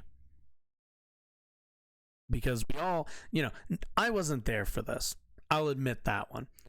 But a lot of the rhetoric in the 80s and in the late 70s revolved around what was pretty colloquially called the gay panic. And during that time, the rhetoric and the language used against the gay communities had almost nothing to do with the outright, opposition to gay people. What most conservatives like Matt Walsh would do was specifically go after the sanctity of children as a way to launder their bigotry. And that's all he's doing here. It did bleed into the 90s. As much as I love the 90s, it did. Honestly, it's in a lot of places still here today. But all this is the exact same playbook. You can't say, I don't like gay people. But you know what you can say? you can say, I don't want kids being gay, even though there is no difference. Because, as I'm sure we've all understood, people are born gay. So, if you're going to make the argument that people should not be gay in your society, what do? What are you left with? Because you can't go after gay people. You can't say, hey, that gay person down the street, they should not be allowed in our society. We should be able to either kill or expedite them from our society. We should be able to separate them, should be able to get them out of our society. You can't say that. Even in the 80s, you couldn't really say that as like a broad political movement because people understood what that was. People understand immediately when people get that when you don't want something, you can't simply oppose that thing. They did it with comic books, they did it with video games, they did it with movies, they do it with everything. Where it's, well, I think full-fledged adults can do whatever they do with their bodies, but what about the children? And that's all this is, guys. That's all this is just think of the children. What about the children? Hey, isn't having gay people in our society transgressive to our children? Doesn't that confuse them? Isn't that not good for childhood development? Maybe gay people shouldn't be able to adopt children because it's not the right kind of household. Every one of these arguments around kids is always just a way to launder their anti-whatever fucking group they dislike. All that is to launder that perspective, that view, to get to the overall point of eliminating trans people, eliminating gay people, eliminating queer people, eliminating everybody that isn't them. By the way, I shouldn't need to say this. The them to Matt Walsh is Christian white conservatives. That's it. That if you are a combination of those three things, then that's what Matt Walsh wants. But if you're not, we need to think about the result of having you in society has on children. Even though, do you see Matt Walsh ever upset about lead in the water, about the climate crisis that's going to affect kids? Do you ever see Matt Walsh complaining about any of the other what about the kids stuff? He doesn't. Matt Walsh doesn't give a shit about kids. Matt Walsh doesn't give a shit about really anybody except white Christian conservatives like himself. But let's be clear, there is no, this whole kids thing. What's the opposition to kids in drag? Let's start with the second point, and then we'll move back. We don't want kids participating in drag. Well, what exactly is drag? When we really break it down, you put on some makeup, maybe you wear a wig, you put on some usually goofy ass looking clothes, and you do a fashion thing, maybe you play music. Drag shows are not really just one genre of thing. Maybe you play music, maybe you sing, maybe you fucking hopscotch. I don't fucking know. But that's it. You dress up like any other Halloween night in whatever fun outfit you want and do whatever little performance. When I was a kid, to give you a perspective, when I was a kid, we had a little radio. It was like one of those, little CD, a CD player, had a cassette player in it and everything. What we would do as kids every once in a while is we'd pick like a fun song that we really liked. We'd gather, family, and it was like me and another friend of mine. We'd gather his family, my family, and maybe we'd get like a towel, tie it around our neck or something like that as like a cape or whatever. We'd go upstairs. We'd tell all the adults, "Oh, you got to turn the lights off. You got to you keep like one or two on." We'd play some music. It's like a wood floor. We slide in with our fucking socks. Do a little dance and probably horribly sing whatever song we were playing on our little cassette player there, on our little boombox thing. And the parents were like, "Oh, that was fun. That was cute. That was goofy as shit." But they're kids. That's what kids do. They perform. They goof off. I mean, yeah, most kids I know like doing fun show-offy things. Kids want to impress their parents. It's not that deep. Really isn't. Add some fucking makeup to that, maybe, and a different in a cool outfit or whatever. What's the fucking big deal? But to him it's sexual because he's a deviant. Let's be honest about it. Matt Walsh is a deviant. He sees kids in drag or kids approximating drag, and he thinks, let's be honest, he thinks about sex. He thinks about weird shit. He starts thinking about, why do those kids look like adults? I wouldn't be shocked if he's thinking, why are those kids attractive to me all of a sudden? So, drag at the end of the day, it's just kids being kids, man. And it's adults just honestly kind of, like when I see drag shows, that's what it reminds me of. It's being a kid, playing around, grabbing your boombox, playing some music in front of your parents, pretending like you could sing when you couldn't, dancing as if you could when you couldn't. It's not that deep, man. And to the second point, the whole, what did he say? Bring me, what are we at? We're at 12:30. Give me like 10 seconds. Reasons. Two reasons. Two reasons. I don't remember the first one. The medical transition of minors and... Oh, okay. Well, that's an easy one. Guess what, Matt?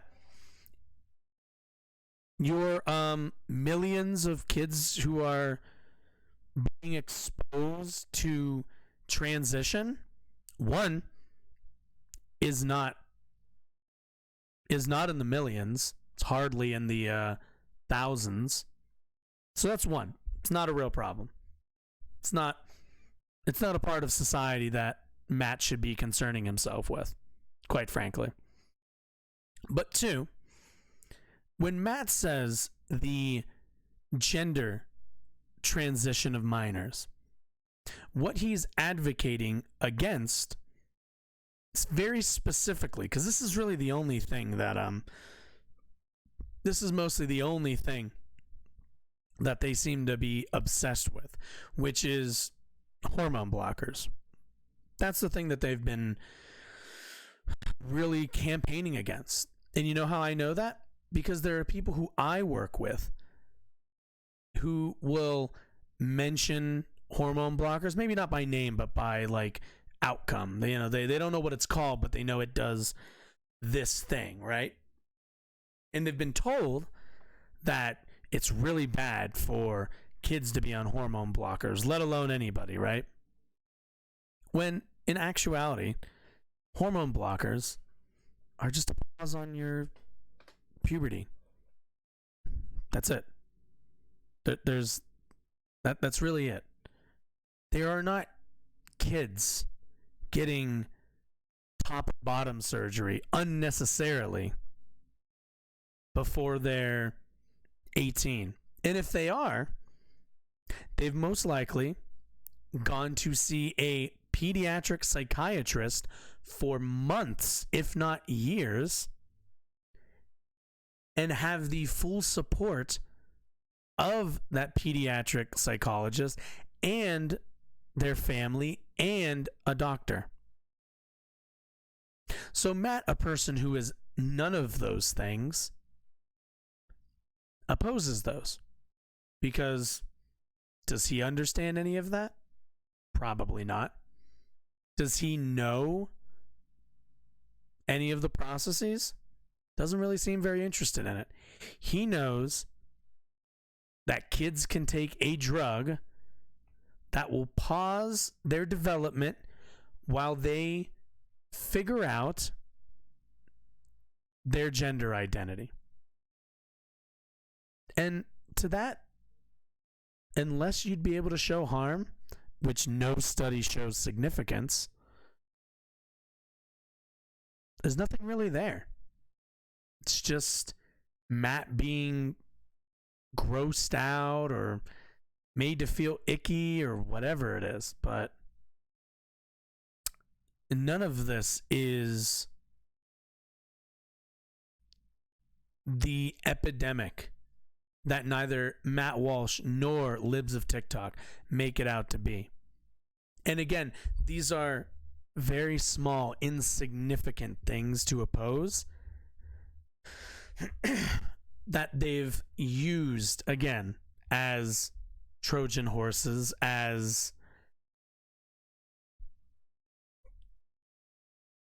rhetorical techniques to make broader critiques of the LGBTQ community.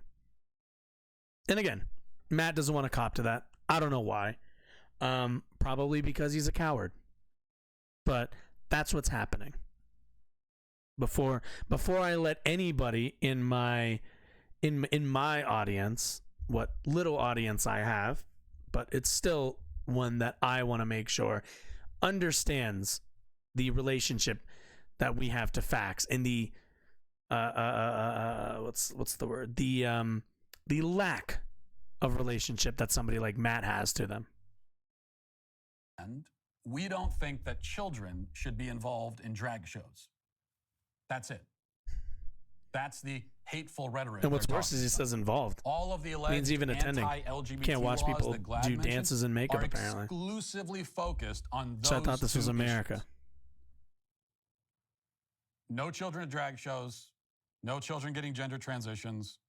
And then we can add in a third one too, is that we should not be destroying female sports by allowing males to play in it. Oh, look at that. Oh my God. You see? You see how it started with those two? Now it's three. This is how it works. He just does it right after he's done trying to defend himself from not doing that. Matt, you're in the open, my friend. There's no cover here. You're wide open, man.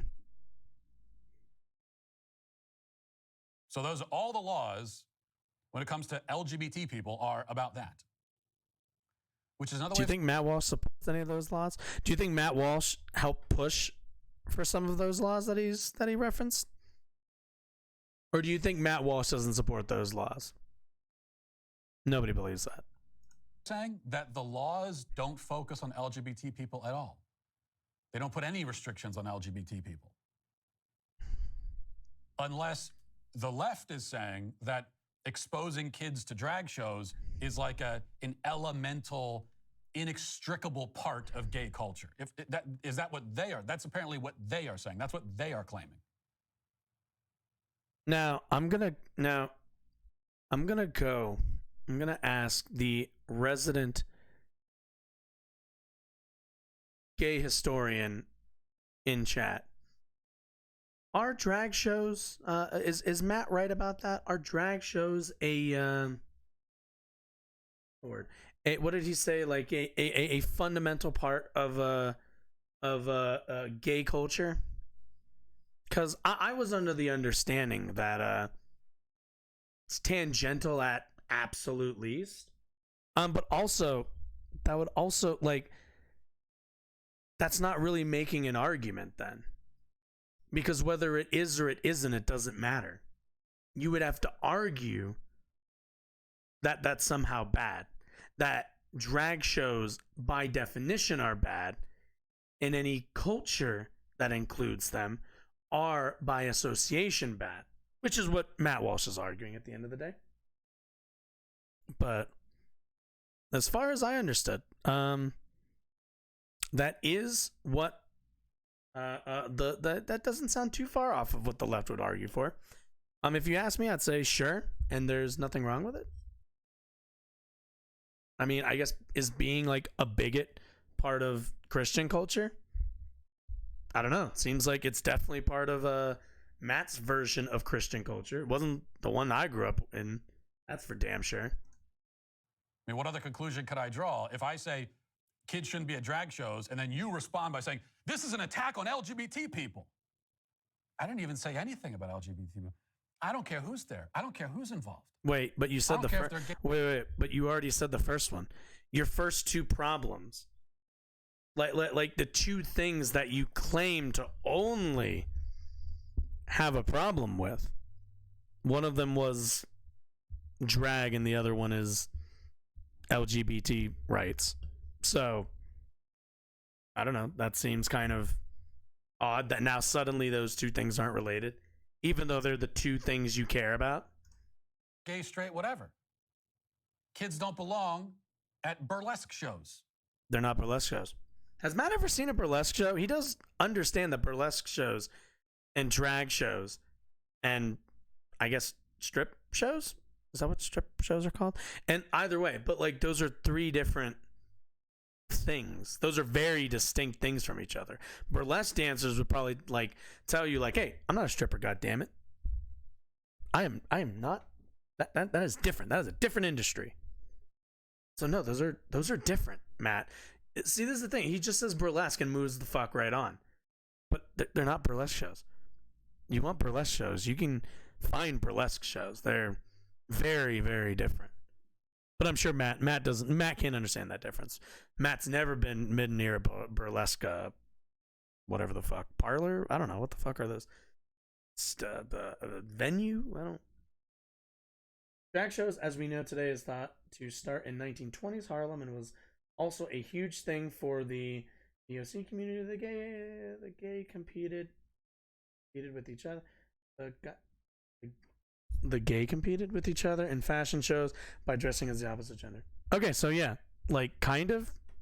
It's like doesn't matter, but like I guess kind of. Like it doesn't matter. Like Matt at the end of the day is a bigot, so it really doesn't matter all that much. It's like, dude, you don't like gay people. Just it's fine. Just like own that. I don't know. I like this is the one thing. I will say this. Matt is incredibly honest. This is one of those things that he always wants to be dishonest about. Where he's like, well, no, I'm not like a bigot. It's like you're just a bigot, man. Just it's fine. It's your bigot. Just own it. Just own it. Tired of this bitch made attitude of not owning it. Just own it. So all of this, this is focused on protecting children from castration, mutilation, and sexualization. Right, which you just, like castration and mutilation, also two different things. Like those aren't the same things. It is a staple of the gay community, but people dressing as the opposite gender goes way back to when women weren't allowed to perform in theater. True. This is why I defer to Huffle Shoes on some of these things, because while I am a furious person and will yell about this, Huffle Shoes has a lot more of the educational background. I mean, you've taught yourself that stuff, so I'm okay with saying that you educated yourself. But either way, people dressing as the opposite gender, not really all that interesting. I've never understood this weird obsession with the right about it. But anyway, thank you for that clarification. That's our dastardly agenda.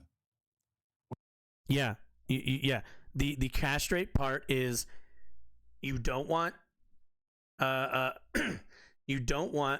possible trans kids to be on hormone blockers so that they can make the decision for themselves when they are ready as to what gender they are, right?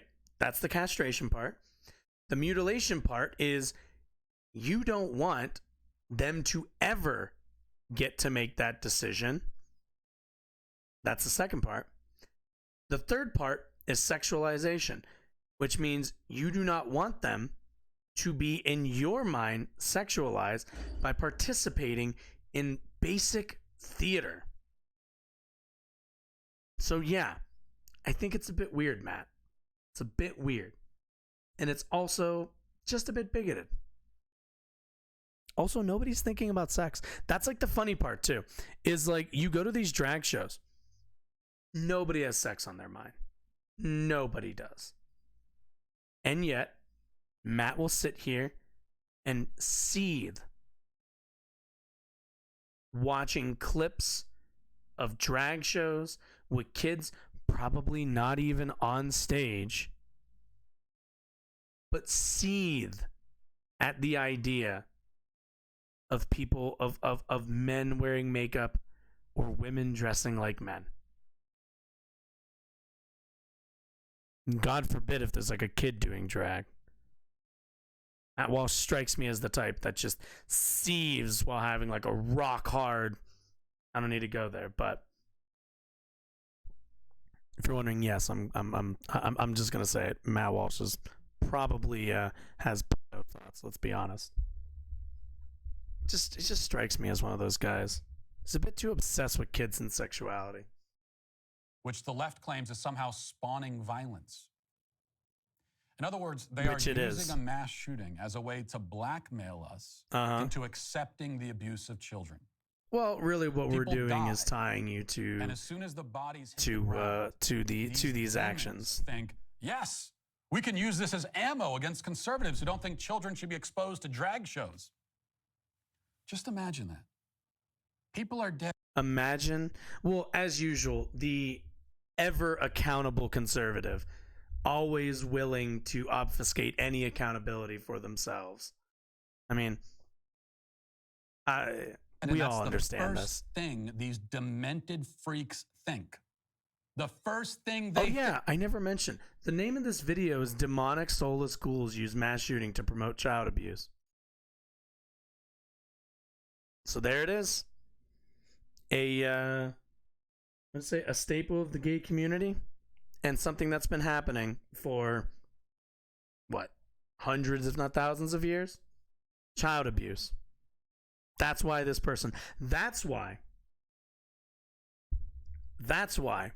that guy showed up in Colorado Springs, because he saw those people having a nice time in their 18 plus club, and he thought there's child abusers in there,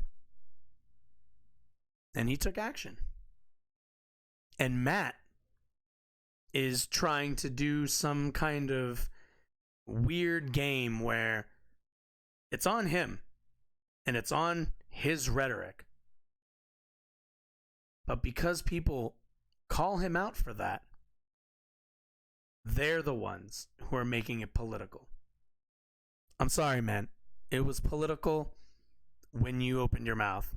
When you decided to target trans people, when you decided to target drag shows, when you decided to target aspects of the gay community, you get to own the violence that comes their way. Think. Seeing the bodies hit the ground, the first thing they think is, oh, this is great. Yeah, now we can silence people who are saying kids shouldn't be at drag shows. We should.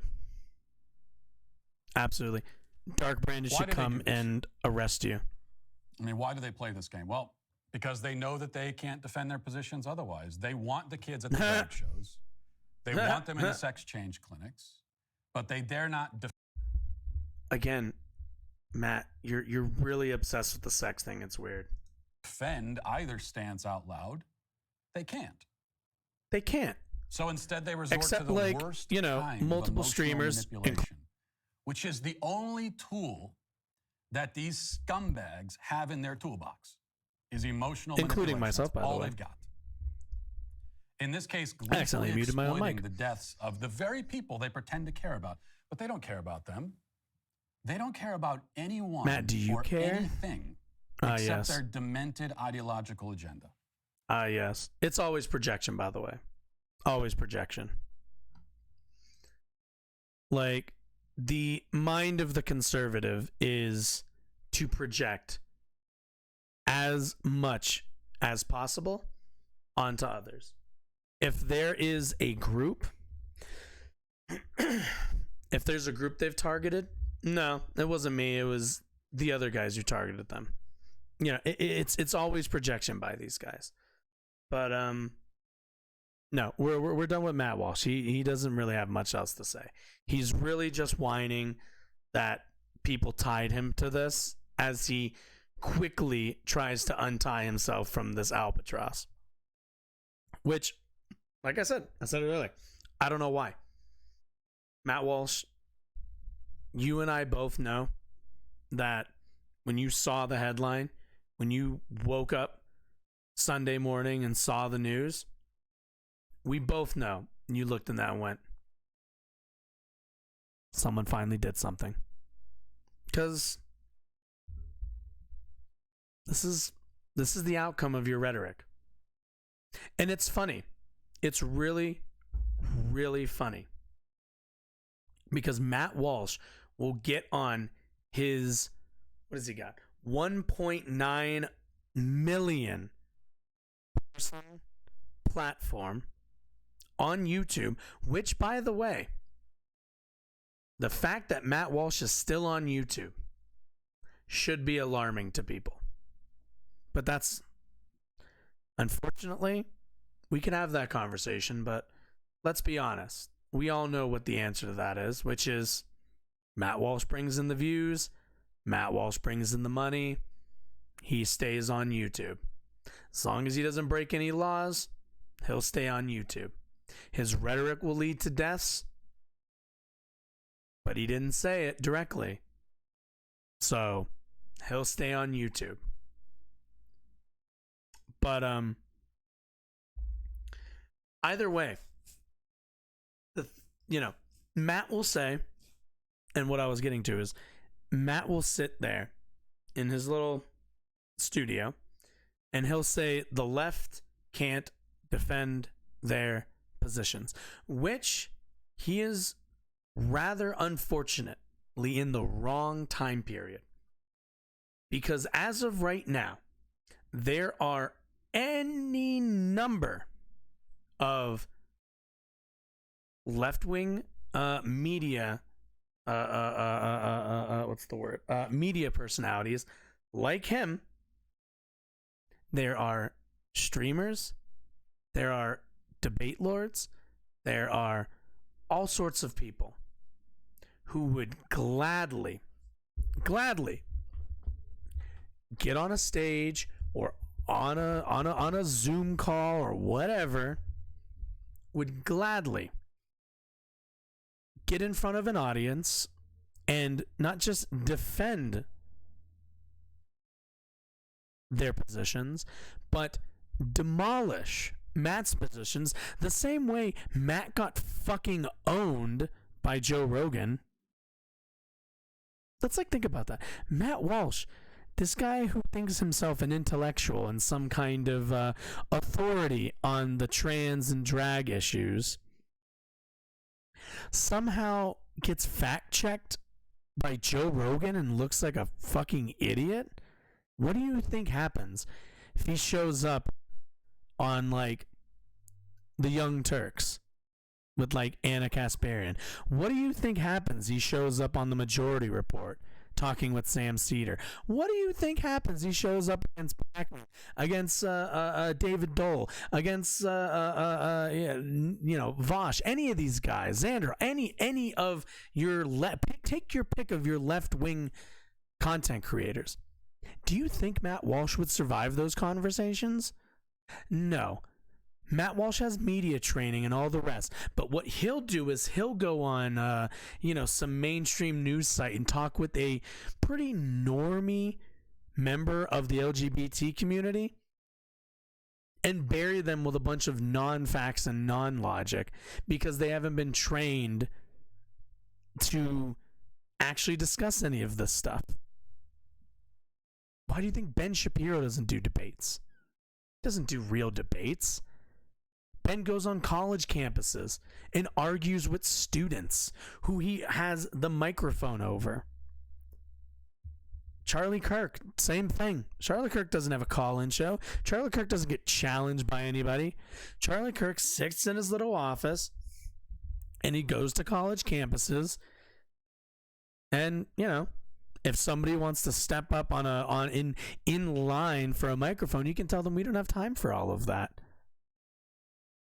At the end of the day, these people are cowards. They obviously can't defend their positions. You give me like a couple days, I'd fucking wreck Matt Walsh in any debate. I'm fine with saying that. But Matt, I don't think anybody told you this isn't 2014. This isn't the Gamergate era, my guy. You're not just going to do the left can't defend their positions and then walk away. There's plenty of people. Dennis Prager found the fuck out. Dennis Prager fucked around and found out. Because he wanted to say that nobody would debate him. And he got so many offers and eventually had to show up somewhere. And then he got fucking buried. So, either way, Matt Walsh is a coward. He'll never show up on this stream. But today, today was a pretty one-topic day.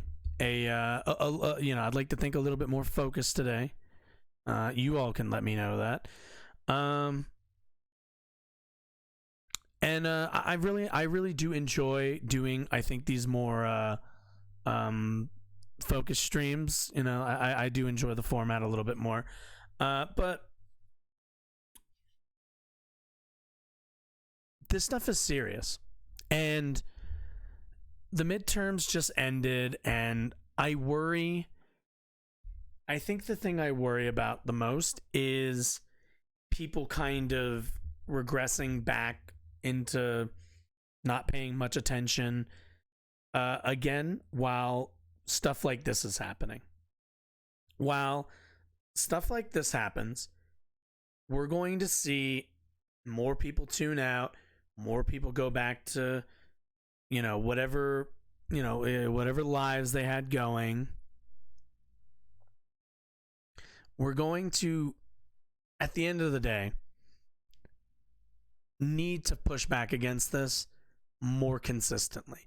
Matt Walsh and the rest of his right-wing allies, the campaign never ends for them. And they know they're losing. At the end of the day, the acceptance of gay people in at least the United States' society are well past the point where guys like Matt Walsh can challenge their place in society outright without the power of the state behind them. But the left, and I don't really mean normie Democratic voters. I mean specifically people who are, much left of Joe Biden, as much as he is unifying the country and bringing people together. We need to get better about playing till the whistle. In football, I remember coaches would always say, you run towards that ball until the whistle's blown. Till you hear that whistle, you're in play. And we need to be better about that. And we need to be a bit smarter about how we go about activism. Because what happened in Colorado Springs, as awful as it was, is not, and I said this earlier, is not an isolated event. It is certainly not something that I think people need to, I don't want people fearing leaving their houses every day because, these sorts of guys are pushing this kind of rhetoric to do this sort of stuff too. But I do think that people need to be more cognizant of the next 6 months. Because I find a lot of times something like this happens, and over time, people tend to kind of fade a little bit. It fades from memory. People remember it, but, they think to themselves, they come up with excuses. Oh, well, it's in Conservative Springs. I mean, or, it was in the South, or it's in a state with looser gun laws. These guys, Matt Walsh, Libs of TikTok, Ben Shapiro, all these guys, I said it earlier, their campaign doesn't end.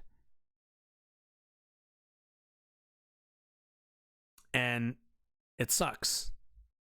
It sucks a lot. Because most people, at least most reasonable people, don't want to live this hyper this hyper involved life. Hey, Amazing Wolf Skeptic. They don't want to live this. I am, that's correct. I feel like I'd probably have some to answer your question, because I think you asked this last time. I'm not like super familiar with, like, I know like there's anarchist thought and like, say the word theory, but I haven't really heard that much of that. I'm probably not quite that far left, but probably in the general spectrum. But anyway, I don't think I said that. We can talk about it after. Let me finish. Let me finish my thing. Let me finish my thing. All right. My overall point is, because Wolf Skeptic is distracting me, but my point is, go about your life and be cognizant of what's going on. Don't let it weigh on you too heavily. And I know it's hard, and it's something that kind of bugs the shit out of me on a daily basis. That paranoia is what these guys want. They want people to be, in the LGBT community, to be a bit paranoid.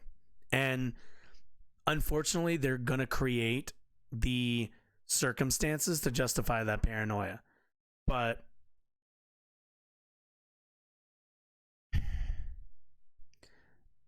there's a certain amount of healthy skepticism when you leave your house.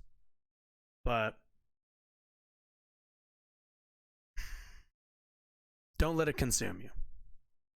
Because at the end of the day, our society here, luckily, for the most part, is rather favorable towards, the very least, culturally left-leaning people. These aberrations are not, they're not unrelated to each other, but this is their gasp of energy. Matt Walsh, all the rest of these guys, they know they're desperate, and they know that they're losing grip on this society. So keep pushing. They're going to keep pushing. So you go about your life, you be well.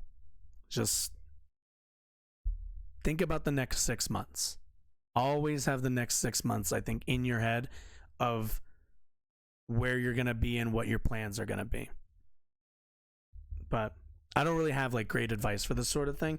And it's, I don't know. I lack the words at the moment, I think, to properly sum up all this stuff. As somebody who's not in the LGBT community, it's frustrating. It's frustrating for me to see. Although I am an immigrant, it comes with different territory. But best thing I can say is get some good sleep, eat better food, stay off of fast food, and try to live your best life. But sounds good. But anyway, all right. But that's all I've got. That's all I've got for that one.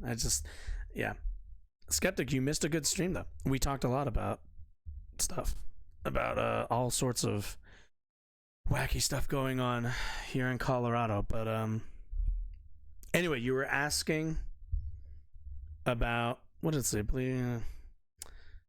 Oh, we just kind of so there was a shooting in Colorado Springs. I'm sure you heard about it, but we went over that, and the libs of TikTok stuff. I kind of talked about the effects of guys like Matt Walsh and shit have had on the rhetoric here in the country. But you were asking about anarchist or Marxist. So I'm going to kind of explain it like this, which is me being a bit of, I don't know about a fence sitter, but just somebody who's indecisive. I'm not the biggest fan of labels, only really because I usually never fit perfectly into any of them. I don't know if that's like a consequence of my upbringing or whatever, but for whatever reason, I don't really like picking super duper strong labels. I usually say when people ask that I am a leftist, because I think that's probably the strongest identifier that I have in terms of my political views. But overall, I kind of range from a lot of things.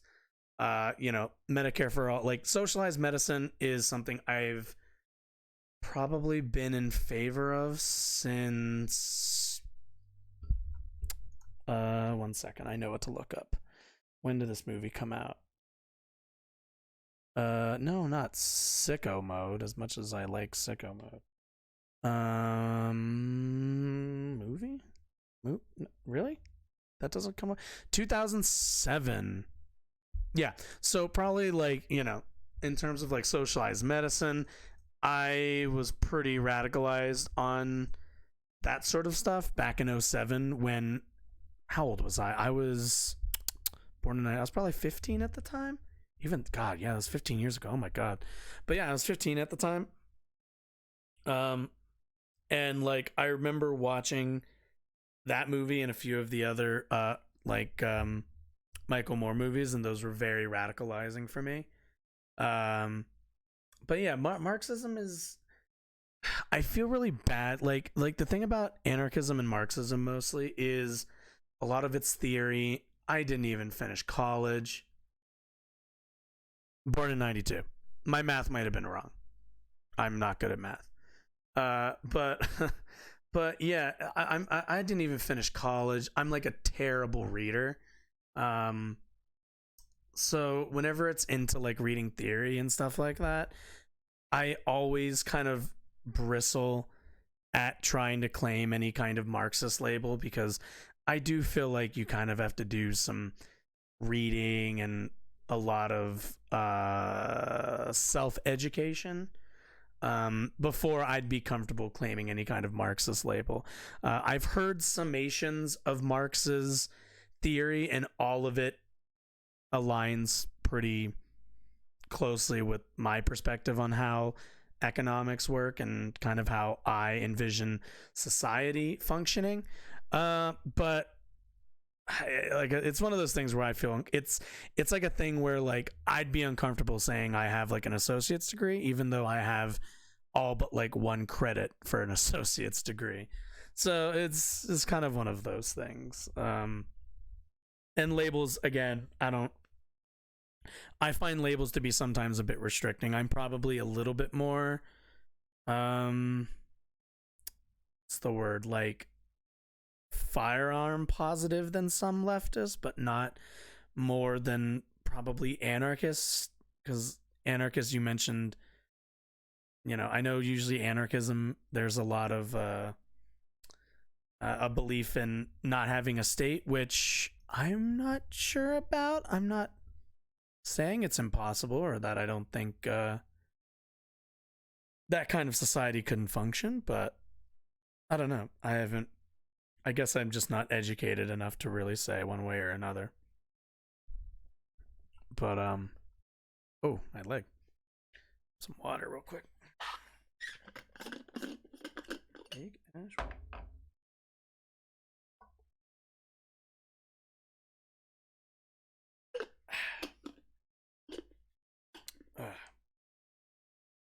Okay, cool. She's making pretty decent. I'm indecisive, I know. But trust me, if I spend all of my time, sure, absolutely, yeah. Just email me, let me know. We can have a little chit chat. You'll be the first one, actually. So be honored by that. That'll be fun. But anyway, so I think unless there's anything else, let me check Twitter. Let's see if Twitter anything is fun happening. Oh yeah, I saw. What's it called? Is Trump tweeting? Ah, you are. We should totally team up. Use your. You can educate me a bit. Has Trump? Oh yeah, I heard Trump is not tweeting yet, or he's like refusing to tweet. Wait, no, I'm super curious. What the fuck? What's Elon up to? Is he still like fucking cope tweeting? Nice. The tactics of mistake. Twitter added. Ooh, let's take a look at this. There's like no reason to look at any of this shit. It's Twitter stuff, but it's kind of fun. Twitter added 1.6 million daily active users this past week, another all-time high. Man, he's really coping. Like, holding off relaunch of Blue Verified until there is high confidence of stopping impersonation. Probably use different color check for organizations. Oh my god, dude. It's like, I feel like this is like me, where if you look on my desktop, I have like, well, I used to when I was like working more with other stuff, like I'll have like a million folders for each individual little like thing. God, this guy talks about like running a fucking social media account like he organizes his desktop. Fucking idiot. Oh my god, Starlink now works high altitude. That's nice. Aren't his like Teslas exploding? God, it's what you get when you didn't get what you wanted. Uh-huh. Fanaticism? Oh my god. Does he tweet once an hour? Hope all Judgy Hall monitors stay on other platforms. 11 out. Oh my god. Dude. Can I just say, I don't get the craze behind Elon Musk. I never did. And that's fine. I mean, whatever. I'm not a tech person, but holy shit. This dude tweets a fucking lot. Like 4 hours, 3 and 6 hours. Dude, you're like a CEO. Don't you have shit to do? I always love this, where you have these like billionaires who always will argue they're like the hardest working. Oh, I saw this. Man, that's a picture. Why are you posting porn on your own? I guess he owns his own. I guess he owns it, so. Oh my god. Yeah. Oh my god. What the fuck? Oh my god. Jesus Christ. Is that Trump supporters, I'm assuming? Trump and we're... Ugh, God. We live in a fucking hell world. Reinstate from... yeah, I saw this. God. Luckily, I'm not really much of a Twitter user, so I can't say that I'm super... Oh, actually, I want to say... I can't say I'm super attached to what happens here. It's just kind of funny to watch. Do we have any updates? Names of the 5? Yeah. It's fucking unarmed. Yeah. Yeah, kind of the usual. Okay. Nothing. No, it seems like nothing really else is going on. Dallas. Oh, no. Okay. I thought something was happening in Dallas. I don't care about sports, guys. Why is interracial trending? Oh, yeah. Respect for marriage to show the LGBTQ plus community and interracial couples are respected and protected equally under federal law. I urge Congress to quickly send the bill to my desk. Oh, yeah. This is still making its way through. Oh, yeah.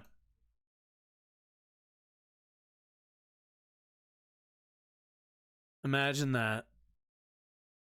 Fucking imagine that. How loveless is their marriage? Their marriage has to be like absolutely loveless. What I got? What does interracial couples have to do with anything? They have been getting married because it's not in. Man. I love people who do this where they're like, what? It doesn't. They've been getting married for decades. Like, guys, it's not enshrined. There are technically laws that say people of different races can't marry each other in some states. Like, the book, okay, marriage has been protected for a long time. You're not doing anything. Actually, it's just been accepted. It actually hasn't been protected. Fun fact. Also, it wouldn't really be a problem if, I almost said Clyburn. I know it's not Clyburn. Oh, what is his name? Is it Roberts? No, which one is it? Which one is it? Supreme Court Justices. I never remember the actual list. Can I just get a list? Here we go. Jackson, Coney Barrett. Oh, for fuck's sake. Just give me the current roster, guys. Current justices, for fuck's sake. Clarence Thomas, that's what it was. Yeah, it wouldn't really be a problem if Clarence Thomas didn't decide to challenge it in like a skeevy ass way. But okay, that's enough scrolling randomly. I was just curious to see if anything else happened in the world. Okay, we're done here. Enough's enough. All right. Okay. Well, anyway. Yeah. That's been the stream. I hoped you enjoyed that. If you enjoyed any part of that, I encourage you to follow this Twitch account. And if you want to watch some of my other VODs that aren't up on here on Twitch, you can go check out my YouTube channel. It should be linked on my down below somewhere. It should be linked down there. And all my VODs, I upload all those, so all of those are always there unedited for anybody to watch, along with any segments if you wanted to pass any of these along and spread the good word of the work I'm doing over here. And then maybe one glorious day, I can not work in our fucking awful capitalist employment sector and service sector specifically, and I can do this for a living because I really like talking about politics and talking about stuff, and I look really forward to if we might have the Amazing Skeptic Wolf on, because I think that might be fun. I always anybody who might be watching this also, if I'm sure you can see it above my head, but if you'd ever like to talk to me live at all on this channel, there's an email right above. You can go ahead and email that. Let me know what you want to talk about. We can schedule a time and have like fun conversations. I really like talking to people. Part of me kind of thinks maybe I should get a like a co-host one day. I'm not 100% sure. Just I don't know. I kind of feel like I want somebody to bounce off of, but I don't know. I'm just kind of talking out loud now. Either way, you have yourself a lovely night, and I'll see you tomorrow around this time, or possibly earlier. I might do a little mini stream around lunchtime. So tune in for that if you want something to watch on your lunch break. But either way, once again, you have a nice night. I've been Josh. You've been great. Bye-bye.